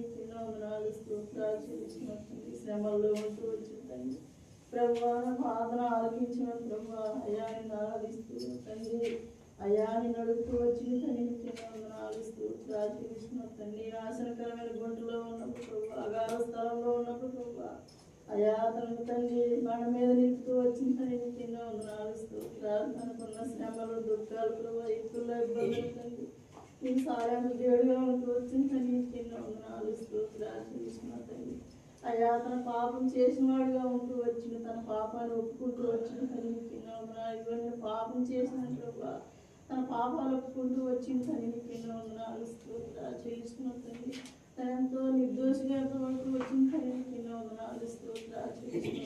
ఆకారం కూడా తండ్రి ఒకసారి పాపం చేసి తండ్రి అయ్యా ఆదాము కూడా ఒకసారి పాపం చేసిన ప్రభు ఆయన చూపించిన లేఖనం వరకు నీకు ఎన్నో వందనాలు అలాంటి పాపాలు తండ్రి అయ్యా ఎన్నోసార్లు తండ్రి ఎన్నో పాపాలు నా తలకు మించినట్టుగా నా తండ్రి అయ్యా కొన్ని పాడుతున్నట్లుగా తండ్రి నా పాపాలు ఎన్నో ఉన్నాయి నా దోషాలు ఎన్నో ఉన్నాయి తండ్రి క్షమించుతండి నీకు ఎన్నో వందనాలు ఎన్నోసార్లు తండ్రి అయ్యా నీటికి రాలేక తండ్రి ఆరాధించలేకపోయిన తండ్రి నీకు ఎన్నో వందనాలు స్తోత్రాలు అయ్యా నీ ఎల్లంటే ఆశ లేదు ఆసక్తి లేదు తండ్రి అయ్యా సింతలేనట్టుగా ఉంటూ వచ్చిన తండ్రి ఎన్నోసార్లు తండ్రి అయ్యా నీ దూరంగా ఉంచిన తండ్రికి ఎన్నో వందనాలు స్తోత్రాలు చేసిన తండ్రి అయ్యా సంఘాన్ని తండ్రి అయ్యా నీకు నాకు దూరంగా ఉంటూ వచ్చిన అయ్యా నాలో పాపం అయ్యా తీసివేయండి తండ్రి క్షమించండి తండ్రి కింద ఉన్నారు అయ్యా సంవత్సరాలు మొదలుకుంటుంది తండ్రి నూతన సంవత్సరంలో అది అడుగుపెడుతుంది నా ప్రభావ అయ్యా నా ప్రతి పాపాన్ని తండ్రి కడగండి అయ్యా శుద్ధీకరించండి తండ్రి కింద ఆచరిస్తున్న తండ్రి నాలో విక్రమం తండ్రి తీసివేయండి ప్రభుని కింద ఉన్నారు పరలోక రాజ్యం తండ్రి నన్ను బిడ్డగా తండ్రి మీరు సిద్ధపరచిన తండ్రి కింద ఉన్నారు స్తోత్రాలు చేసిన తండ్రి వచ్చిన జయించండి ఆశీర్వించండి రాసిన అభిషేకించండి తండ్రి కింద ఉన్నారు స్తోత్రాలు అయ్యా ఇప్పటివరకు తోడుగా ఉంటూ వచ్చిన తండ్రి కింద ఉన్నారు స్తోత్రాలు చేసుకుంటూ అయ్యా మీ ఇచ్చిన సమయం కొరకు 4 స్తోత్రాలు చెల్లించుకుంటూ చేస్తూ నేను పరిశుద్ధ నామములో ప్రార్థించి అడిగేస్తున్నాం తండ్రి ఆమేన్.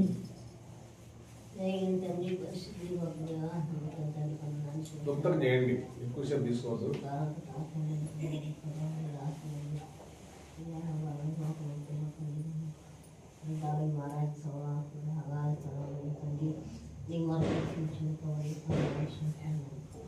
ప్రార్థన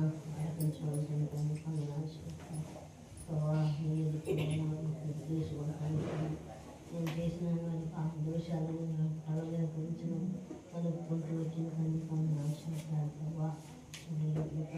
ఆదాయం ఒకసారి పాపం చేసి అంటే తల్లి నాన్న ఆశించిన పాపాలు పడుతుంది నేను చేయట్లేదు ఆశించండి మరి సౌలు కూడా ప్రభా మరి అతను చెప్పిన మాట మీరు నాటుకోమని శ్రమిస్తాను చేసుకుంటుంది నేను పాపం చేసిన దాన్ని పక్కన ఆశించండి అయ్యా పాపం శాపం ఏమైనప్పుడు తండ్రి తల్లి పాపాలు దోషాలు నా తల మీద ఉన్నట్టుగా ఉంది చూడాలి అయ్యా నన్ను క్షమించిన ఈ రక్తం పడుగు తండ్రి పోవచ్చు నేను ఎక్కడ తప్పు జారిపోయినాను ఇబ్బంది పెట్టి బాధపెట్టినాను నన్ను క్షమించాలని రక్తం కలిగిపోతే ఫస్ట్ ప్రార్థన ఆలకించాలి యేసుక్రీస్తు వారు పరిశుద్ధ నామములు ప్రార్థన స్థుతించు నాము తండ్రి.